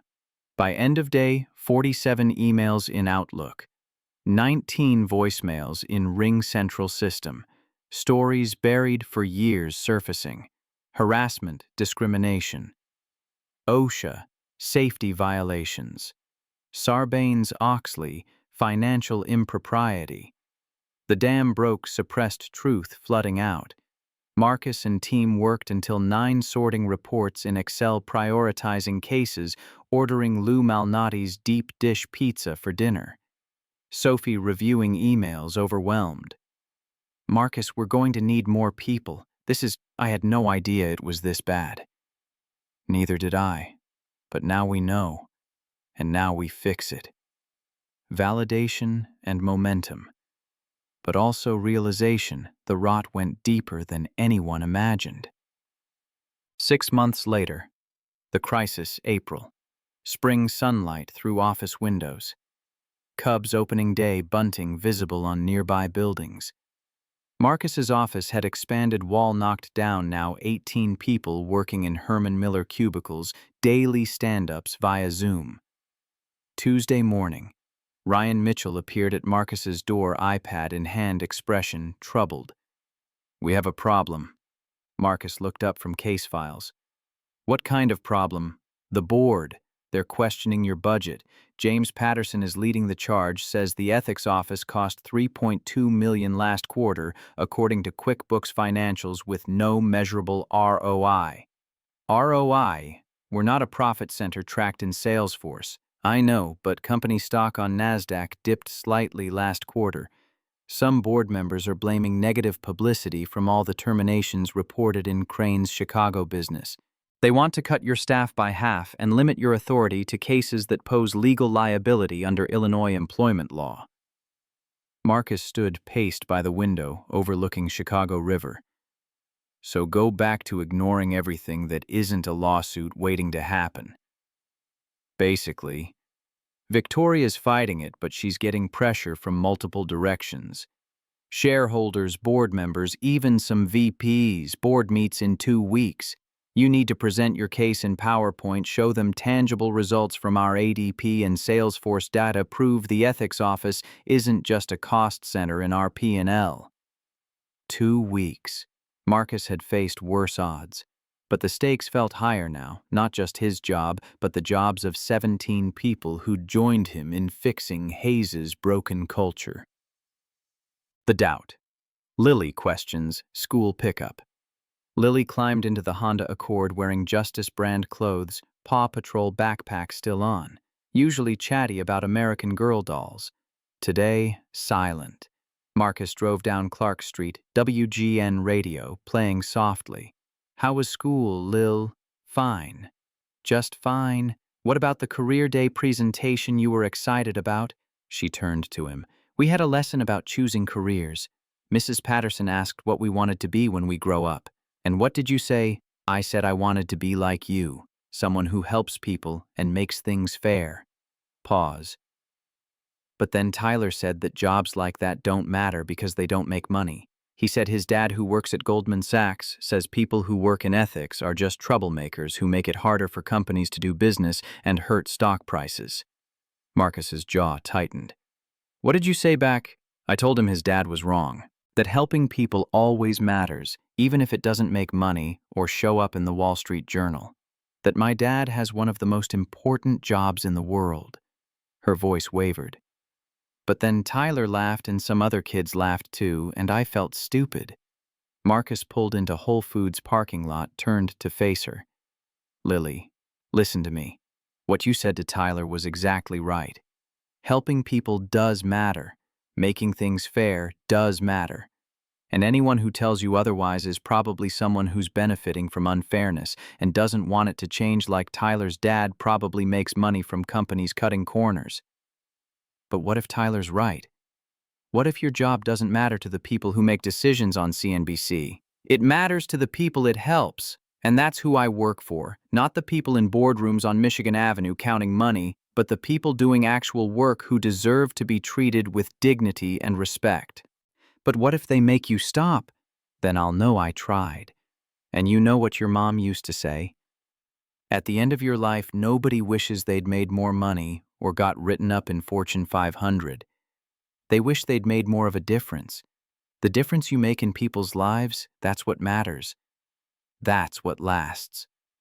Lily studied him with Emma's eyes, then nodded, satisfied. But Marcus's own doubts crystallized.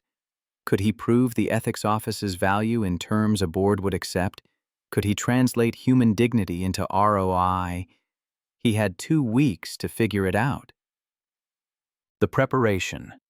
Building the defense.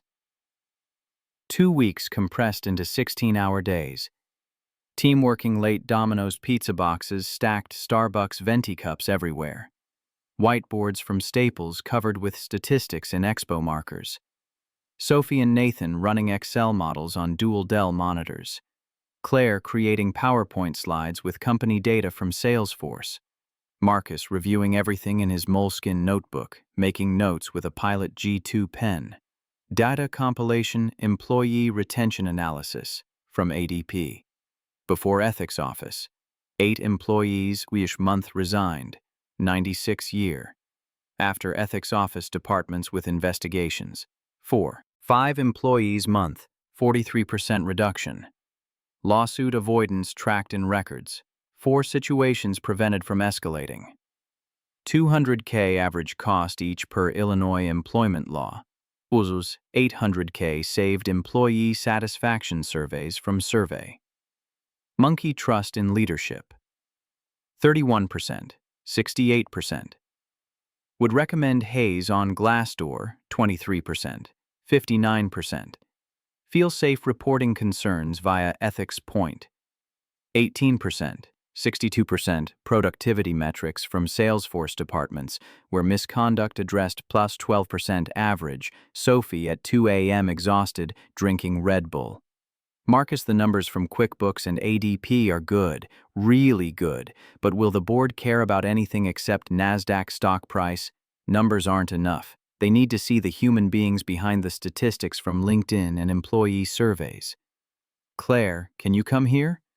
Claire walked over. What's up? Tell me again what happened after Grant was fired. How did your department change? Productivity tracked in Salesforce went up 18%. Employee NPS scores on SurveyMonkey doubled. 3 people who were planning to leave, including me, stayed. And 2 of us developed innovations using Microsoft tools that saved the company over $500,000 in annual costs, according to our finance team's QuickBooks analysis. Marcus turned to his team. That's the story. Claire's story. Real person, real impact, real ROI that matters more than Wall Street cares about. Determination and preparation. They wouldn't go down without a fight. The board presentation. Data meets heart. Thursday, 2 p.m. Central. Marcus arrived 90 minutes early wearing his newer Brooks Brothers suit. Victoria had used corporate Amex to buy it after the promotion. Carried MacBook and poster boards from FedEx office. Victoria met him outside the conference room, straightened his Nordstrom tie. Remember, Patterson isn't your enemy. He's doing his fiduciary duty as board member, protecting shareholder value and NASDAQ price. Your job is to show him that protecting people and protecting profits measured in quarterly earnings aren't mutually exclusive. And if I can't convince them, then we fight anyway. Some things are worth fighting for even if we lose and stock drops. Board seated 12 faces ranging from supportive Diana Foster to hostile Patterson, 2 others from private equity firms. Marcus didn't sit at the podium, stood, walked around the room with poster boards printed at Kinko's, making eye contact with each member using Logitech Remote for PowerPoint. Patterson opened, Mr. Chen, we appreciate the work you've done according to reports in our SharePoint. But this department cost $3.2 million last quarter per our CFO's QuickBooks analysis. Where's the measurable return on that investment that shareholders care about? Marcus began with Claire Anderson's story, showed her photo on the poster board from Shutterfly. Before I show you Excel spreadsheets and Salesforce dashboards, I want to tell you about Claire Anderson. 26 years old, junior analyst with a DePaul finance degree, developed an Excel forecasting model that saved her department 30 hours a month. Her supervisor stole credit for her work not once, but 5 times over 2 years. When Claire complained via our Workday HR system, she was told to be a team player. She was planning to quit and write about it on Glassdoor. He showed the timeline. After we terminated her supervisor, 3 things happened, tracked in our ADP and Salesforce systems. Department productivity increased 18%. Employee NPS satisfaction scores on SurveyMonkey doubled. And Claire and 2 colleagues who were planning to leave and probably trash us on LinkedIn stayed and developed innovations using our Microsoft Office suite that saved Hayes over $500,000 annually per our finance team's analysis. Pause. Let it land. Claire's story isn't unique according to our Ethics Point data. It's replicated across every department where we've investigated misconduct and implemented changes.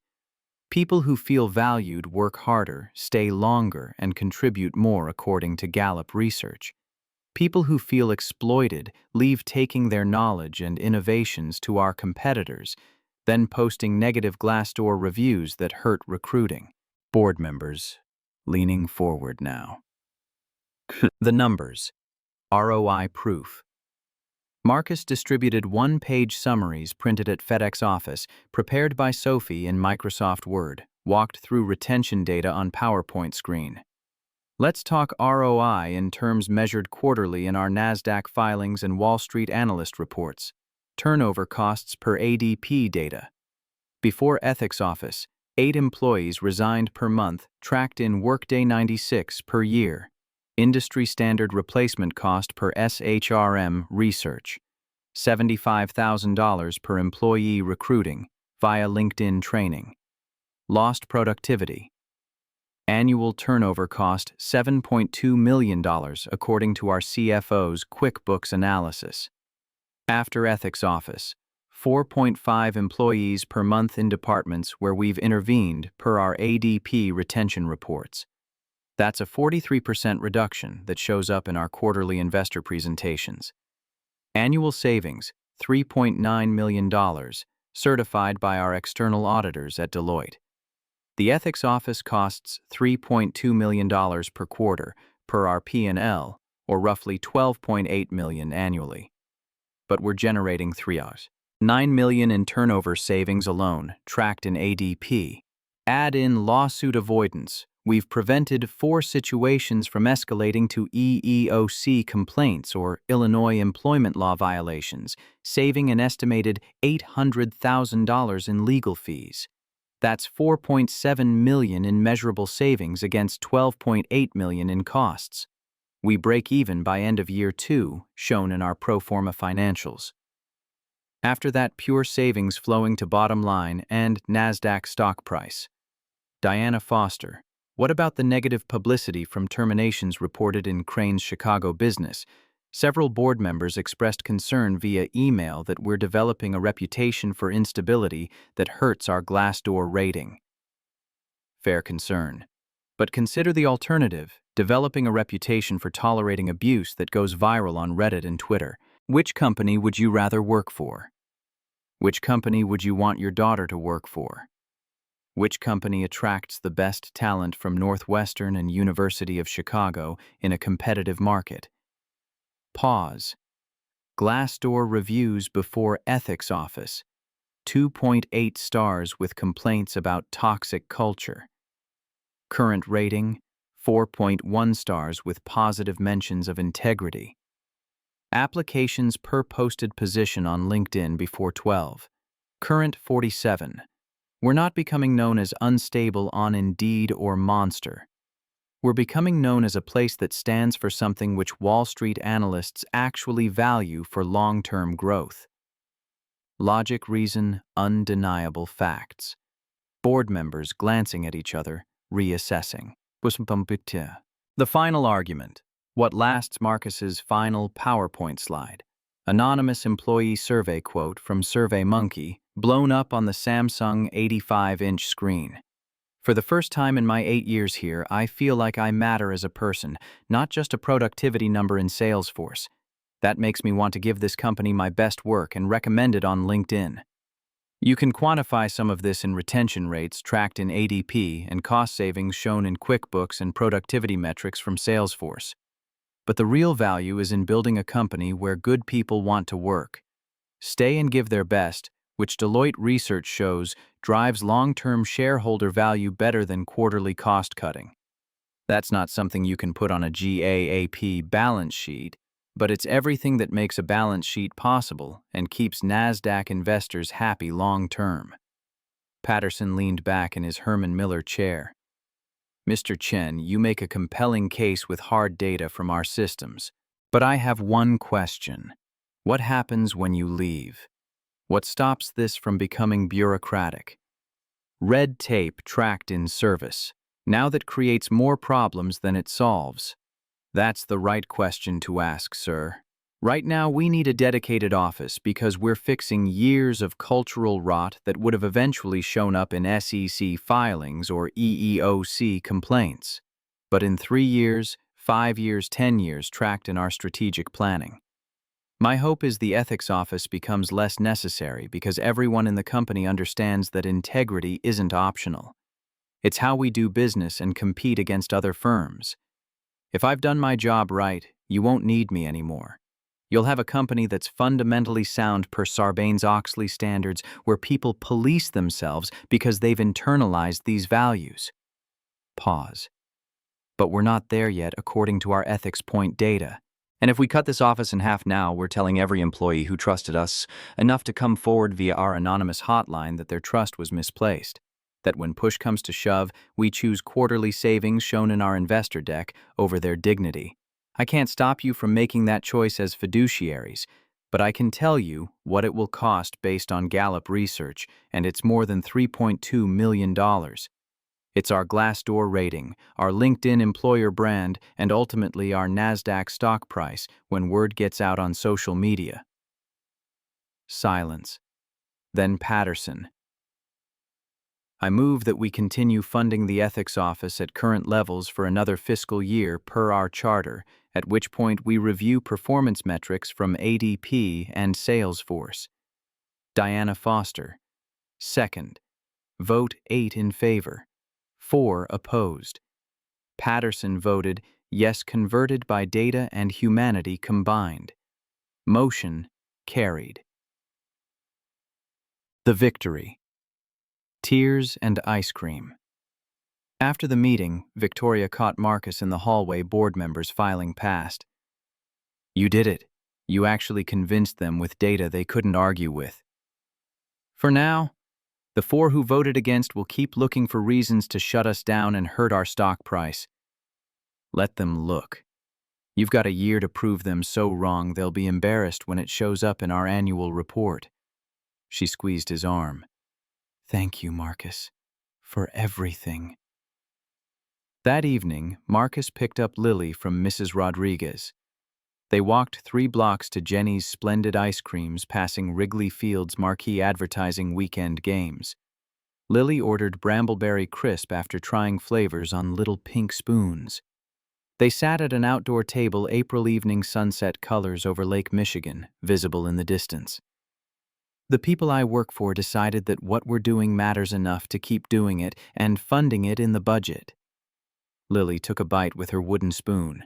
Of course it matters. I told you that. Are you still worried about the board meeting? A little, but less than I was. Good. Because you're really good at your job, Daddy. Everyone knows that except Tyler's dumb dad. Do you think Mom would be proud of you? Marcus's eyes filled with tears. One escaped down his cheek onto his Brooks Brothers shirt. He didn't wipe it away immediately. Let Lily see. Yeah, Lil. I think she would be.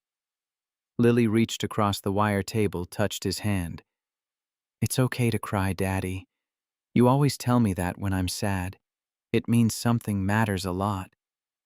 He laughed through tears, wiped his eyes with a Starbucks napkin from his pocket. When did you get so wise?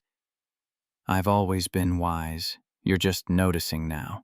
She grinned with Brambleberry on her teeth. Comme il était. 1 year later, Lily's 10th birthday. October again. Full circle. Lily's 10th birthday World Series season. Cubs in the playoffs. Marcus had promised her a tour of his office. They walked through Hayes' lobby, hand in hand, employees greeting Marcus warmly. Respect. Now. Not whispers. Starbucks cups in hand. Elevator to 9th floor. Office expanded again. Wall knocked down, now 23 people working in Herman Miller cubicles.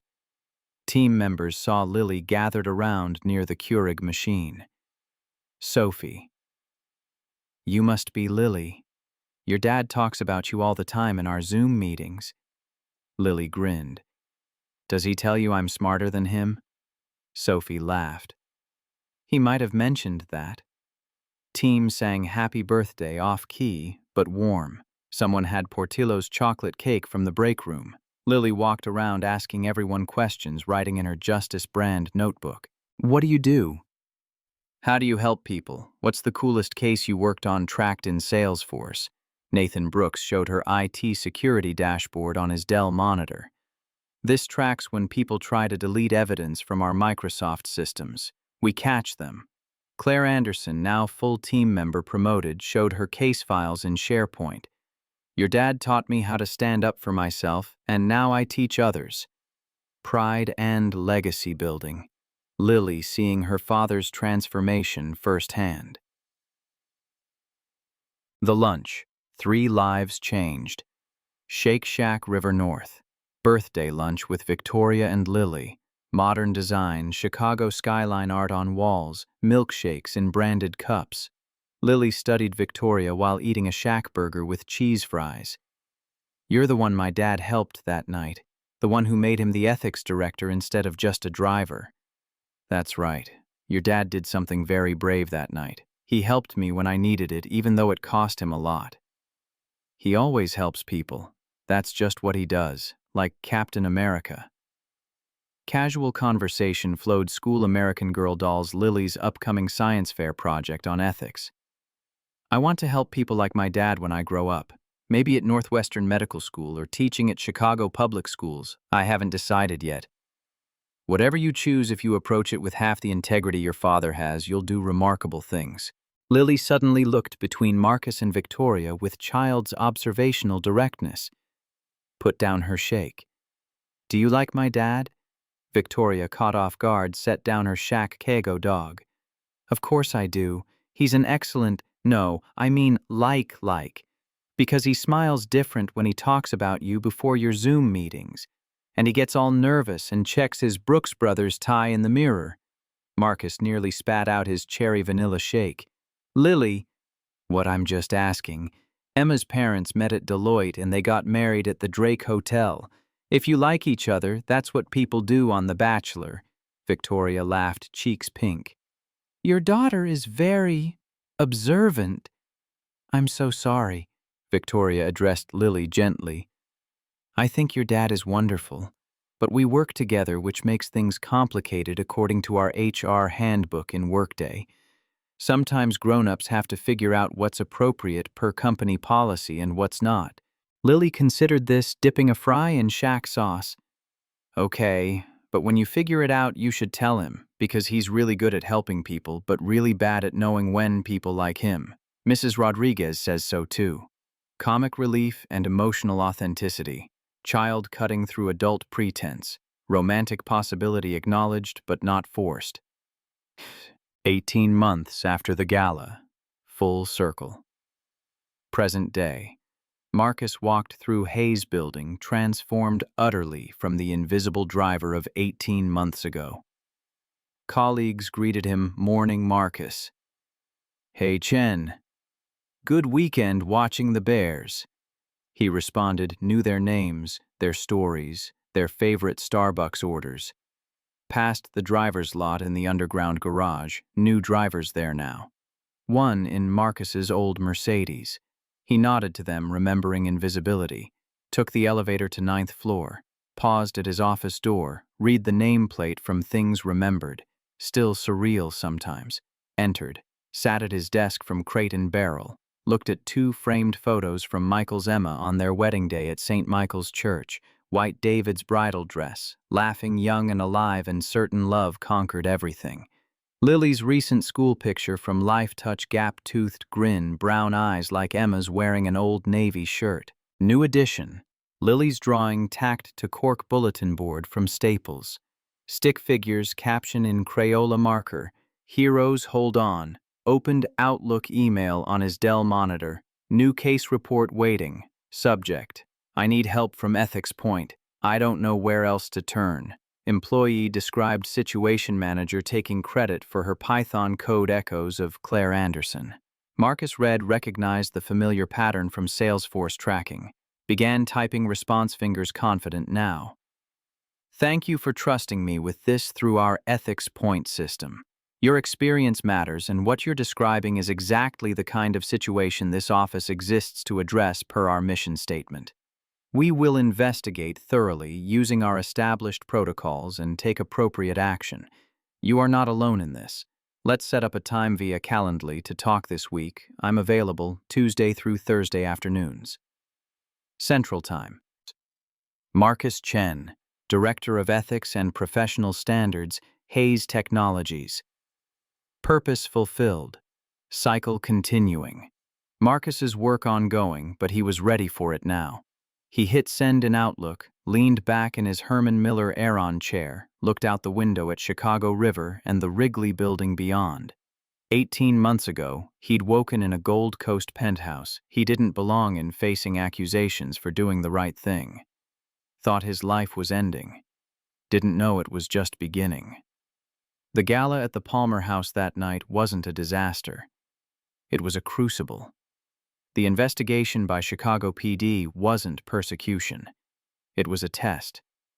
And everything that came after the pain tracked in sleepless nights, the doubt whispered at Lakeview Elementary pickup, the slow rebuilding documented in ADP retention metrics, all of it was necessary to become the person sitting here now. You can't choose the moments that define you. You can only choose how you respond to them. He'd chosen integrity over self-preservation when Philip Crawford offered $48,000. Compassion over caution when he stayed that rainy night. And the belief, stubborn as a Chicago winter, may be foolish, that people deserved better than they were getting from Hayes Technologies. That choice cost him. Suspension. Investigation. His daughter crying about Emma's mom at school, but it gave him more than he could have imagined. A career tracked in Salesforce that mattered beyond quarterly earnings. A company changing its Glassdoor rating one case at a time. And a daughter who believed her father was a hero, not because he was perfect like Captain America, but because when someone was falling, he held on instead of letting go. That's what Emma taught him at Northwestern Hospital in those last hard months. That's what he was teaching Lily at their kitchen table over Bisquick pancakes. And that's what he hoped someday Hayes Technologies would teach the world through their ethics point system. The measure of a person isn't their title from Harvard Business School or their wealth shown in NASDAQ stock prices. It's their willingness to help when help is needed, even when it costs them. Especially when it costs them. Because that's what heroes do in Chicago, in America, in life. They hold on. 1 year forward. Lily's science fair. Lily, now 11 years old, stood at Table 7 in Lakeview Elementary Gymnasium. Chicago Public Schools banner on the wall. Science fair tables from Costco set up. Parents with Starbucks cups milling around. Her project display board trifold from Michael's craft store bore the title in marker, Ethics in Everyday Life, a Case Study of My Dad. Timeline with iPhone photos printed at Walgreens. October 2023, Dad helps CEO get suspended. Chicago PD investigation cleared him. Promoted to ethics director at Hayes Technologies. First case, Claire Anderson. 47 employees come forward through Ethics Point. Board vote, 8-4 to continue. Statistics made in Microsoft Excel. Lily made graphs, employee trust from survey. Monkey 31%, 68%. Turnover reduction tracked in ADP 43%. People helped through ethics office 127 plus per our Salesforce database. Conclusion in Lily's handwriting with Crayola marker. Doing the right thing is always worth it, even when it's hard. My dad proved that at Hayes Technologies. American companies should care about people, not just profits. Lily presented to judges, parents, and teachers from Chicago public schools watching. She pointed to the timeline printed at FedEx office, explained clearly. Marcus stood in back by the basketball hoop, watching with pride, holding Dunkin' coffee. Judge asked, "What did you learn from this project?" That heroes aren't people with superpowers like in Marvel movies. They're people who help when other people walk away, like my dad did at the Palmer House Gala. That's real American values. Blue ribbon awarded. First place.